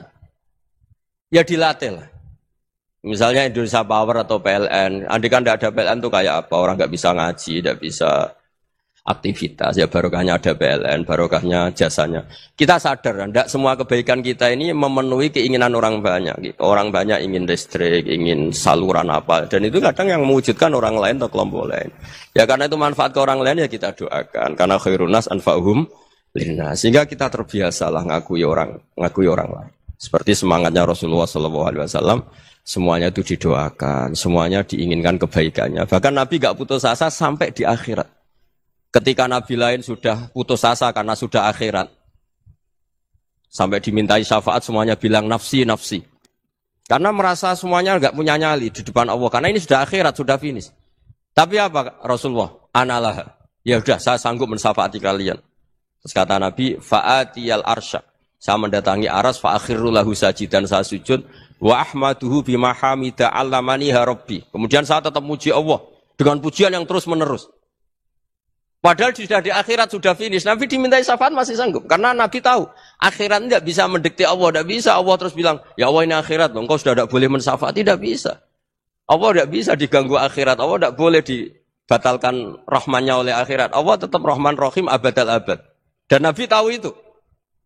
Makanya kata para ulama, fa Muhammadun ahmadu min ghairihi. Jadi Nabi Muhammad namanya dua, yang terkenal. Sebenarnya banyak yang terkenal dua, Muhammad sama Ahmad. Ketika Nabi punya nyali memuji Allah di akhirat atau sudah di akhirat, itu fa Muhammadun ahmadu min ghairihi. Ketika Nabi lain sudah tidak punya nyali muji Allah karena sudah akhirat, Nabi Muhammad tetap berani muji Allah di saat seperti itu. Makanya ahmadu di situ kata ulama itu af'al tafdil, fa Muhammadun ahmadu min ghairihi. Kanjeng Nabi lebih memuji Allah di saat yang Nabi lain sudah tidak punya nyali untuk memuji Allah di saat itu. Makanya kata Nabi, fa'akhiru lahu sajidan wa ahmaduhu bimahamida 'allamaniha rabbi. Akhirnya setelah lama gitu terus Allah ngendikan, ya Muhammad irfa' ra'sak wasal tu'tah wasfa' tusyaffa. Sudah Muhammad, angkat kepala kamu minta apa saat turutin, dan kalau kamu ingin mensyafaati umatmu, saya beri hak apa? Syafaat.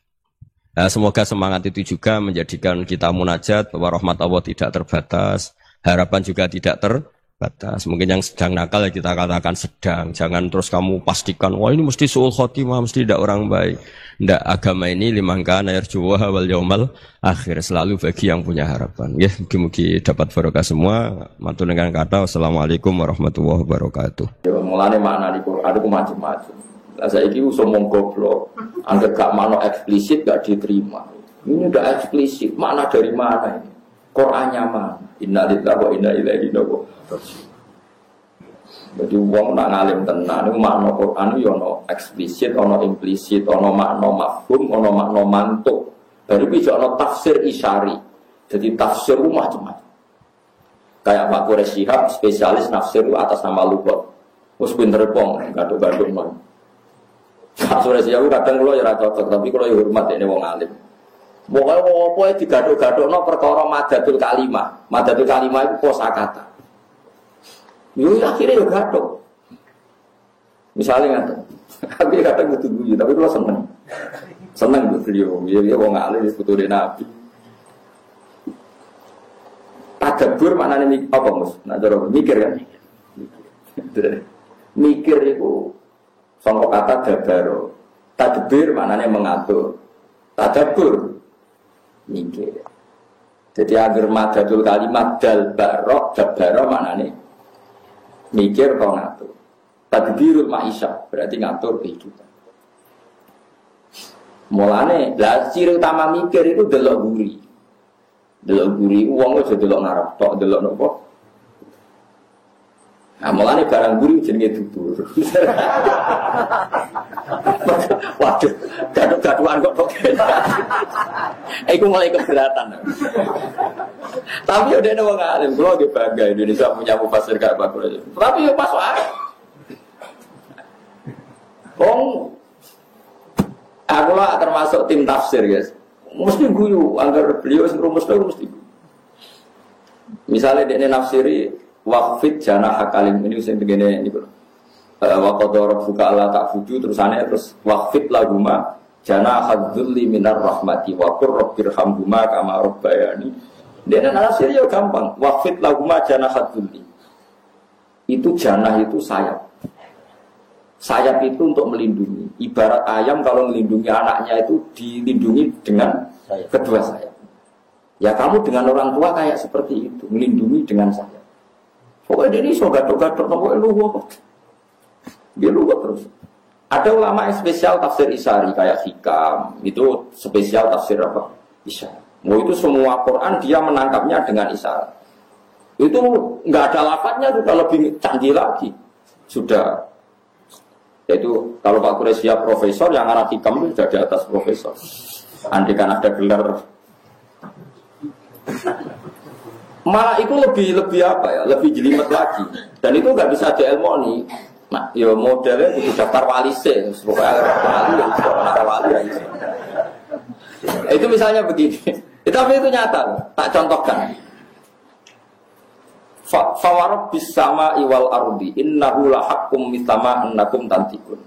Demi Tuhannya langit dan bumi, bahwa kepastian janji Allah itu hak. Demi langit dan bumi, demi Tuhannya langit dan bumi, bahwa janji Allah itu hak. Itu orang-orang yang tafsir Isari langsung bilang, ini pasti Allah sedang murka. Manggalladzi akhdobal jalil hatta alja'ahu ilal yamin. Siapa yang bikin Allah murka sehingga Allah dipaksa sumpah? Misalnya saya punya utang kamu, terus dia nagih saya, Gus utang saya bayar. Oh iya sesuk ditagih lagi sampai 3 kali. Pasti saya atas nama emosi, wallahi besok saya bayar. Kalau kamu nggak dipercaya orang dan Anda tersinggung, pasti spontan sumpah. Wallahi begini. Kalau Allah pakai redaksi sumpah di Quran, artinya Allah sedang tersinggung. Lah itu tafsir Isari, tahu. Mulane kena dititani angger ayat kok dimulai sumpah, mesti Allah duka. Mesti Allah duka. Ya mergo sumpah itu wis dalam kondisi emosi yang bersumpah berarti ono. Kowe iso pacaran baik-baik saja, atau be anak baik-baik saja, ujuk-ujuk sumpah. Tapi nak bapak anak njaluk duit, Pak, njaluk duit sesuk. Tenane, Pak. Iya, sesuk. Tenane biasanya jenengan bodoni. Wah, itu mulai sumpah. Nah, itu tafsir Isari, lebih jelimet lagi. Dan itu orang-orang Isari tahu ada sekian kalimat yang enggak ada kaitannya dengan makna, tapi orang Isari tahu. Makanya orang-orang Isari tahu kapan kiamat. Mereka tahu kapan kiamat, kapan terjadi goro-goro, kapan akan terjadi nero. Ya persis.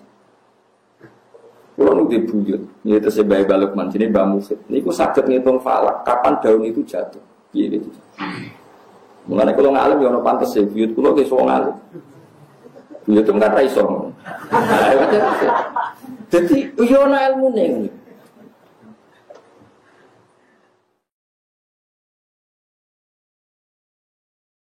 Makanya falak itu bisa dihitung. Riyen wong ngitung falak ora ono astronomi, ora ono teknologi ini, tapi sakit. Bahwa bumi itu begini, pola matahari begini, maka ini musim kemarau, ini upaya gerhana, lama gerhana sekian. Di sisi ini itu bisa dihitung. Karena itu tadi, mereka dengan isarinya itu bisa menangkap alam. Ya gue saya kira iso. Saya kira uang tafsir tekstual itu gegeri raka luas. Nah, nerjemah Quran itu kangelan saya. Oh, wonga mubalek mau nganggo terjemah itu semletene ra karuan zaman akhir. Ya Allah, ya Allah. Riyen mboten wong alim sampai roh tafsir Isari. Dan saya alhamdulillah Indonesia itu sekatah yang kata sangat. Mulai sing punya gelar sampai yang enggak punya gelar itu banyak sekali. Dia paham ya terus tafsir Isari. Ada tafsir yang berdasar wakaf. Nah, itu kurang ada kitab kata. Dan saya termasuk mufassir yang setuju dengan teori tafsir itu pakai kotak-kotak itu wakaf. Wah itu kalau yang fanatik bisa solusi betul. Misalnya nggak kalau tonton enggak, sesuai nama niati ngaji man. Biye di antara keunggulan Al-Quran balago itu nilai sastranya nopo tinggi. Misalnya kalau contoh tentang Yasin, misalnya sing gampang Yasin. Fala yahzunka qauluhum inna na'lamu ma yusirruna ma yulinun. Nah di mana nih kan? Fala yahzunka mongko aja nyusano ka ing sira Muhammad apa qauluhum pengucapane kufar. Muhammad kamu jangan dibuat risau oleh komentarnya orang kafir. Itu menurut orang-orang alim itu harusnya wakaf. Karena setelah itu tidak pengucapannya wong kafir, tidak perkataan orang kafir. Inna saat tamda ingsun Allah na'lamu ma yusirruna wa ma yu'lun. Jika kalau antar orang alim niteni wong alim ora iku wakaf ta ora? Fala yazunka qauluhum inna na'lamu. Kalau kamu wasolkan kesane inna na'lamu pengucapannya wong kafir. Padahal inna na'lamu itu wis ngendikane Allah. Ada lagi misalnya tentang Zulaikha. Yang sampean dengar tentang Zulaikha gimana? Dia sangat menginginkan Yusuf mau berhubungan intim. Sepakat ya. Zulaikha-nya loh ya. Yusuf agak ingin, tapi karena bawaan manusia, tapi tidak sampai terlintas zina. Mau rawong ayu, setengah baya, blodor, jenenge wong lanang rada kepikiran. Tapi ora terlintas zina. Mau kepeksane kepeksa, itu kayak Mustafa, rawong ayu itu serangaran niat zina, ya ora niat sahabat. Tapi jenenge wong lanang normal, ya kepengin. Itu andaikan kamu itu bisa. Ayat seperti itu solusinya satu, yaitu wakaf. Makanya ulama ada yang baca gini, walakot hamad bih wakaf. Pakai lam, pakai kot. Walakot hamad. Lan teman-teman nejo sopo Zulaikha. Banget kepinginnya bi kelawan ngasih lo Yusuf. Wakaf. Terus wahamad biha laula arro'a burhana rabbi. Yusuf pun ingin andaikan tidak tahu burhana rabbi. Berarti mafhumnya biye. Yusuf biasa buat, tapi andaikan tidak tahu burhana rabbi. Berhubung tahu maka tidak. Nah tapi wong-wong macane Quran di abrak kae. Walaqad hammat bihi wa hammat biha Allah itu cara kula krungu waduh kacau. Tapi mosok wong semaan kon kaya kula kan kacau. Dan sing nyemak kesel. Walaqad hammat bihi wa hammat biha. Wes gore wangi ngono kok sing nyemak yo ora paham nek ngalim kan yo rugi. Apa yang ke ilmiah sing dianggap yo ora paham. Tapi kita sebagai orang yang tahu, di antara solusi mengurai Quran sebetulnya ada solusinya, yaitu kalau Anda wakaf secara benar. Yang mulai jadi alim tafsir yo angel tenan. Musyawarah yang Indonesia yang dokter tafsir tentang Al-Azhar sukses utama kali. Pak Quraisy Pak Gus Yufur putrane Bang. Cara ke sekolah ora kasih. Iku yo angel tenan. Angel tenan. Kulo iso yo perkarane karo gawe bapak kulo. Maksudnya wis bapak kulo nyeneni wong alim. Dadi yo rada pantes karo kulo iso niru to. Jadi kulo rapati seneng sekolah. Mulai alit kulo nak sekolah ora gelem. Saniki tularan anak kulo sekolah ora rapati gelem. Kulo agar ngamuk kulo takkan sekolah mesti ibu kulo ngamuk. Tapi aku dhisik seneng sekolah. Wah, ora. Jadi anak kulo wis ya do pinter tapi nek sekolah ora rapati gelem wae. Menengahnya belum nak tenis. Wah repot. Tapi coba rasanya sekolah terus gak pinter, itu keliru, parah namanya.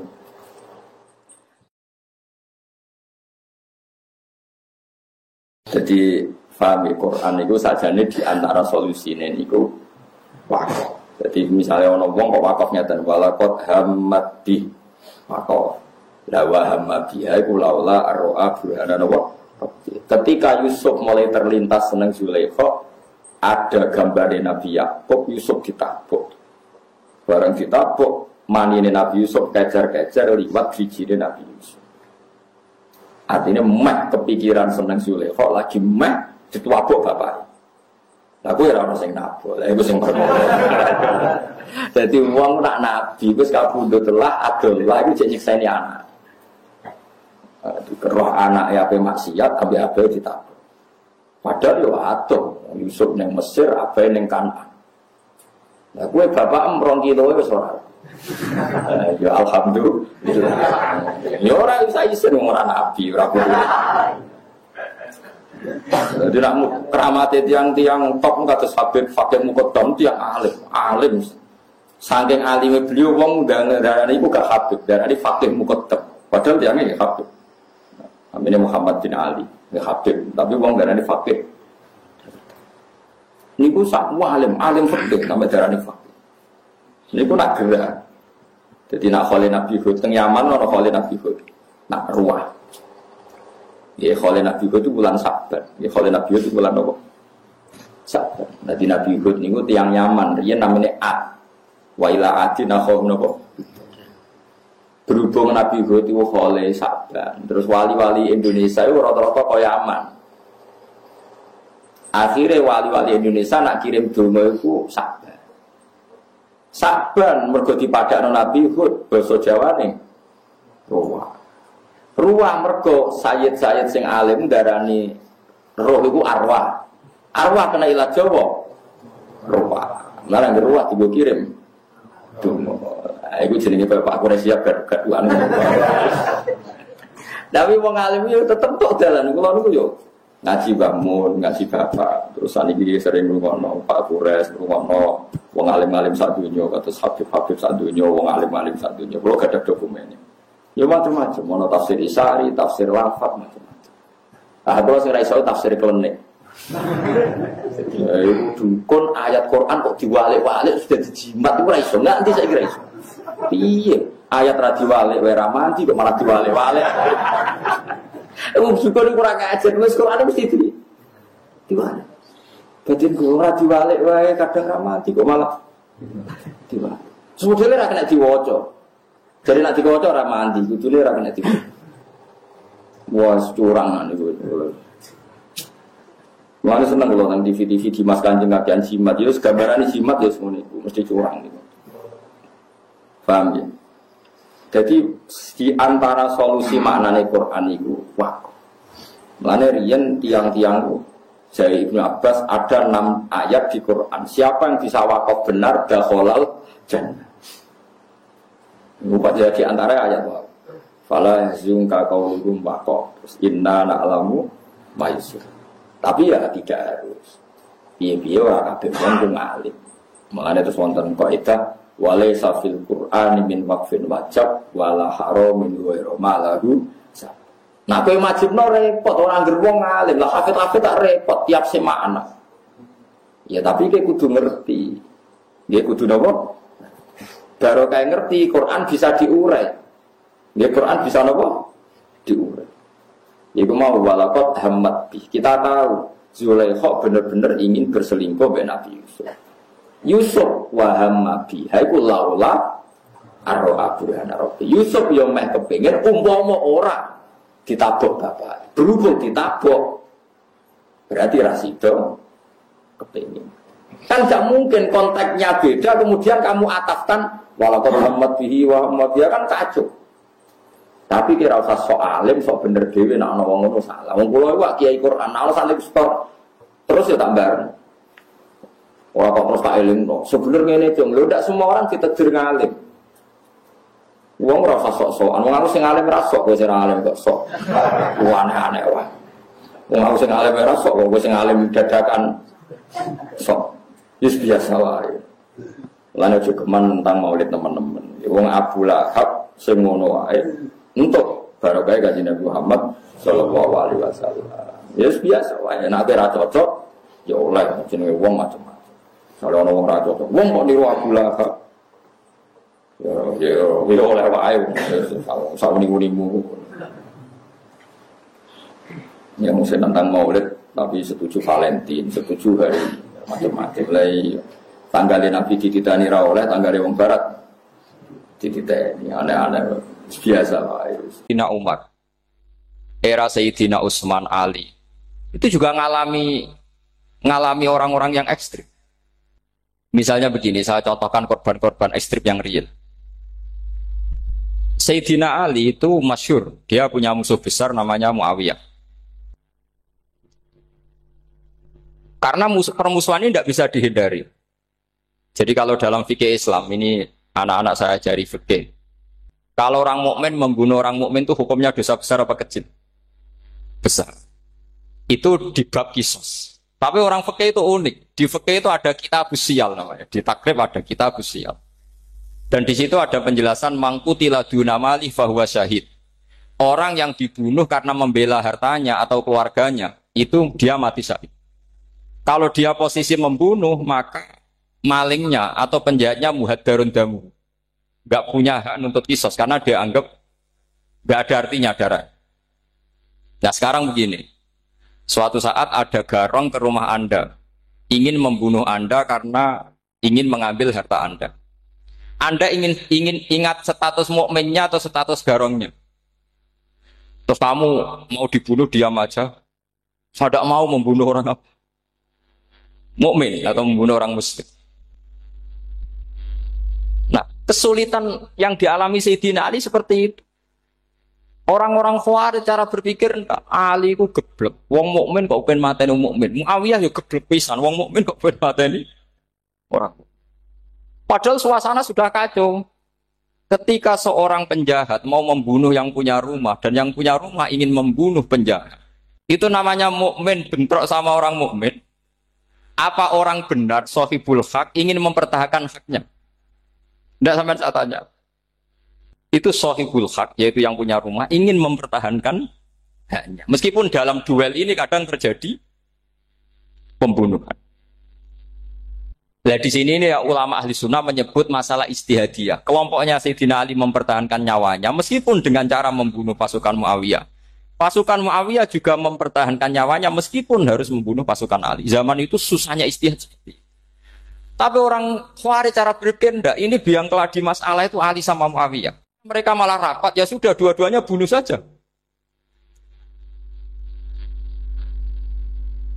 Ya masyhur tuh, akhirnya Sayyidina Ali dibunuh oleh orang Khawarij. Makanya ini penting ya, pentingnya ngaji seperti ini. Jadi kamu harus dilatih berpikir nubuwah. Ya dilatih berpikir apa? Nubuwah disebut al-ulama warasatul. Meskipun dengan cara yang ekstrim, tapi pikirannya saja, jangan perilakunya. Saya punya contoh sekian kasus, sekian tragedi. Misalnya begini, saya itu dulu punya teman, dia soleh, bisa baca Fathul Mu'in. Dia itu janggal, bilang sama saya, Gus, tidak biasanya Rasulullah itu agak-agak nyindir orang fakir. Ini kok ada hadis kadal fakru ayakuna kufrun, bahwa kefakiran itu mendekati apa? Kekufuran. Dia itu aneh sekali. Biasanya tidak biasanya Rasulullah kritik seperti itu. Walhasil ini singkat cerita, anak ini ngalami satu trauma. Dia itu miskin. Gara-gara miskin gitu jadi buruhnya orang non muslim. Dan sering disuruh nganter majikannya itu ke tempat-tempat lokalisasi. Dia mulai mikir, ini gara-gara fakir saya harus nganter orang ke lokalisasi. Mulai ingat dia, sedekah Rasulullah ini gara-gara fakir saya jadi pengantar orang ke lokalisasi. Suatu saat majikannya itu benar-benar bangkrut. Malah tidak disuruh nganter. Pokoknya carikan yang cantik bawa sini. Pusing. Nah, dia akhirnya walhasil lari terus keluar. Terus dia cerita betapa ekstrimnya fakir, sehingga gara-gara fakir saya harus jadi penolong orang yang mau apa mak. Anda boleh berpikir ekstrim, tapi ekstrim dalam melawan kemungkaran itu tadi. Saya nggak boleh jadi fakir, tapi takutnya fakir yang nanti jadi alat kemak. Imam Ghazali juga punya contoh seperti itu. Imam Ghazali pernah marah besar ketika tren di Baghdad itu orang belajar fikih semua. Hatta la yakuna thamma tabibun illa min ahli dhimmah, kata beliau. Sampai di Baghdad itu tidak ada dokter kecuali orang kafir dhimmah. Akhirnya kalau ada ulama sakit, saya masih ingat pas kecil, kalau ada ulama sakit itu tidak boleh dibawa ke rumah sakit. Takutnya ketemu dokter non muslim malah disuntik langsung apa? Mati. Akhirnya ulama saat itu berfatwa, orang Islam harus ada yang jadi dokter. Banyaklah gus-gus yang sekolah ke dokter. Yang masyhur seperti Sahal bin Abdul Fattah. Itu dulu putranya Ki Fattah yang menolong Pak Mahfud saat sembunyi. Saking idolakannya Basal, anaknya dinamakan Sahal, tapi dia jadi dokter spesialis bedah. Begitu seterusnya urusan negara. Dulu itu orang jabat itu tidak boleh, karena jabat itu dekat dengan syubhat, dekat dengan haram. Tapi gara-gara pejabatnya non-muslim, kalau bikin aturan ya ala non-muslim. Ulama akhirnya sadar, andikan kita yang jabat pasti tidak seperti itu. Bisa bikin perda ini, bisa bikin pelaturan begini yang menguntungkan Islam. Nah, jadilah banyak pejabat yang sekarang muslim. Tempat-tempat maksiat diobrak-abrik sama Satpol PP macam-macam. Kita untung. Tapi kalau orang-orang Khawarij pikirannya pokoknya pejabat itu dekat dengan haram, dekat-dekat syubhat. Padahal dengan kita jabat bisa bikin perda atau apa yang menguntungkan napa? Islam. Kemudian menjadi masalah baru secara fikih. Ini adik-adik dengerin biar kulino senam fikih. Kalau caleg soleh, misalnya Mas Nadif nyalek, ini tadi tak guyoni, mau jadi bupati ndak kalau ya mau saya dukung. Jadi misalnya gini ya, Zaid sama Bakar, misalnya Bakar itu orang soleh, mau jadi calon lurah. Dia tahu kalau dia lurahnya kampung lebih baik. Kalau yang jadi ini Zaid, itu kampung itu rusak karena dia suka dugem, suka macam-macam.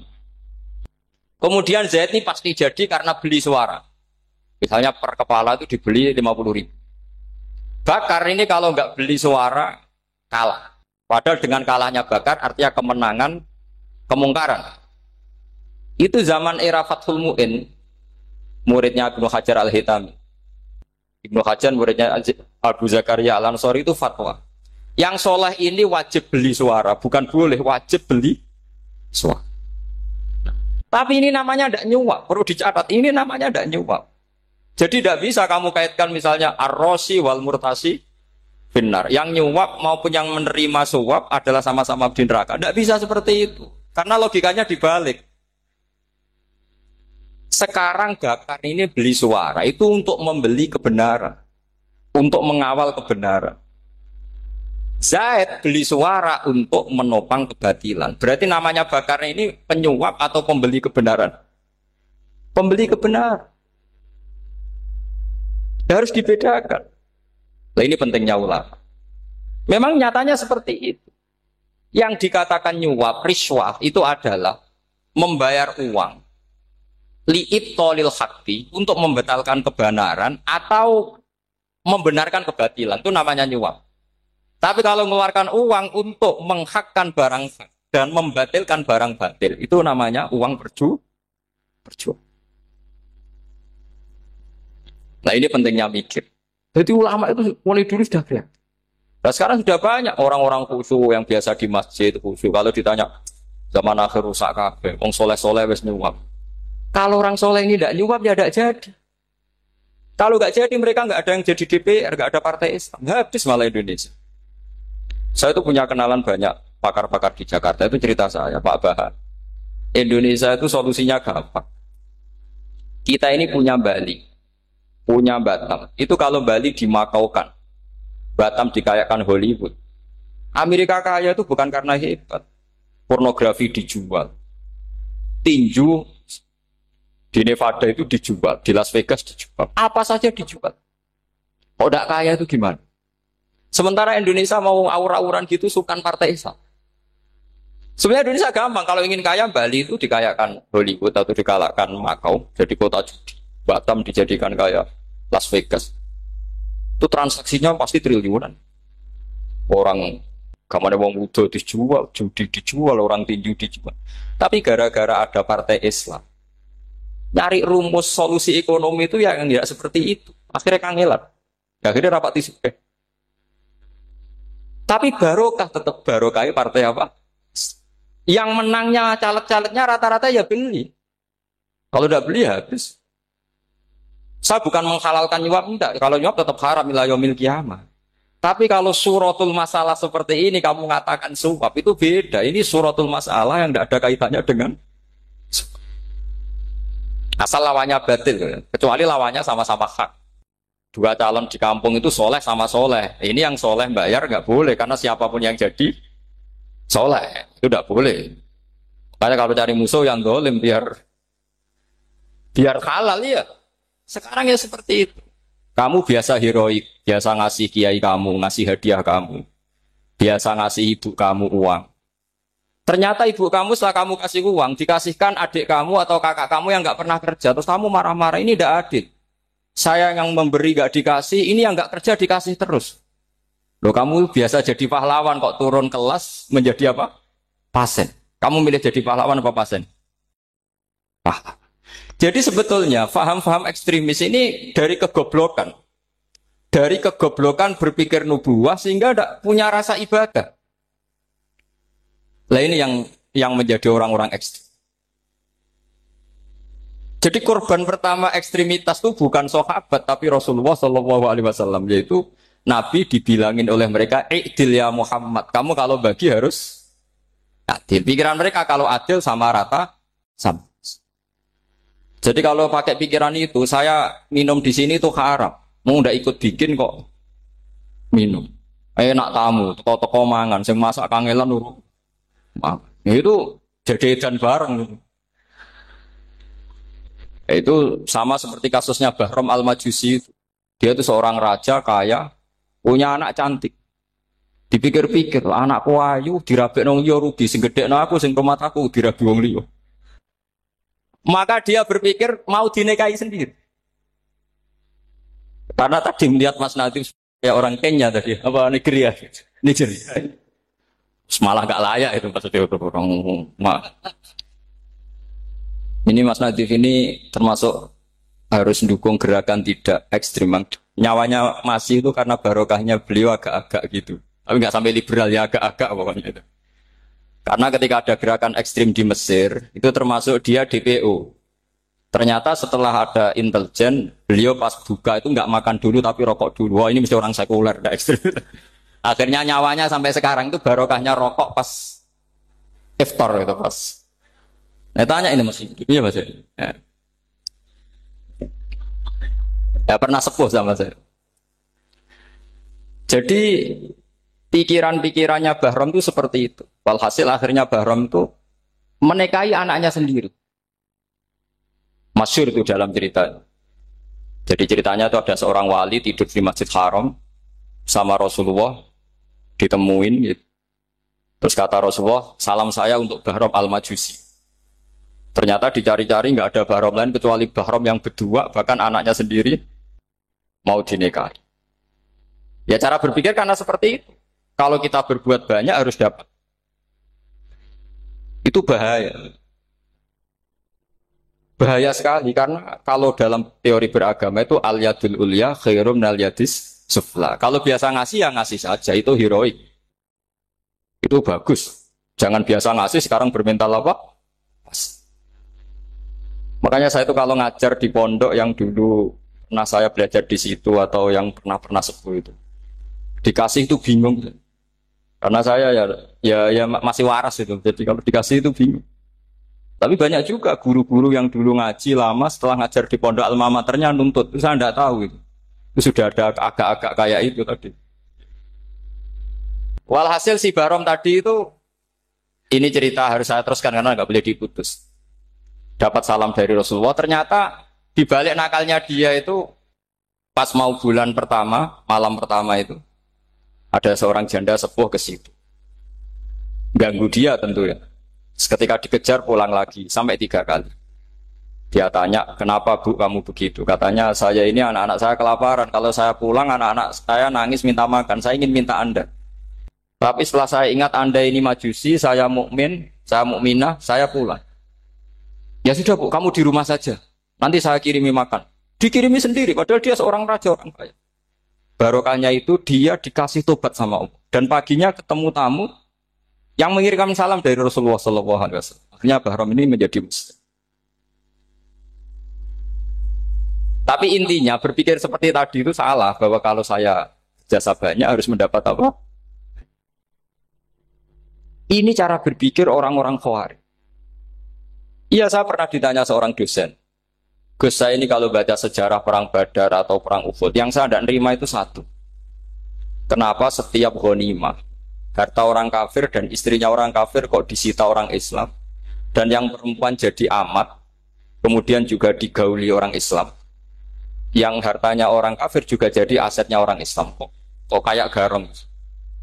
Dia tanya seperti itu sama saya. Terus saya jawab, kalau sampean ada garong dan kemudian bawa senpi senjata api, kemudian garong Anda, penjahat Anda lumpuhkan, ya senpi itu harus Anda kembalikan. Monggo penjahat ini kagungan jenengan beto wangsul. Karena ada milik Anda, harus dikembalikan. Wah, tidak bisa Bapak, kalau saya kembalikan pasti dipakai jahat lagi, dipakai kriminal lagi. Ya sama, kalau asetnya orang kafir dikembalikan ke orang kafir akan menjadi aset kekafiran lagi untuk menghancurkan kita. Nah perempuan juga sama. Perempuan itu alat produksi. Jika perempuan tadi dikembalikan ke orang kafir, maka kamu menolong populasi orang. Ya seperti itu.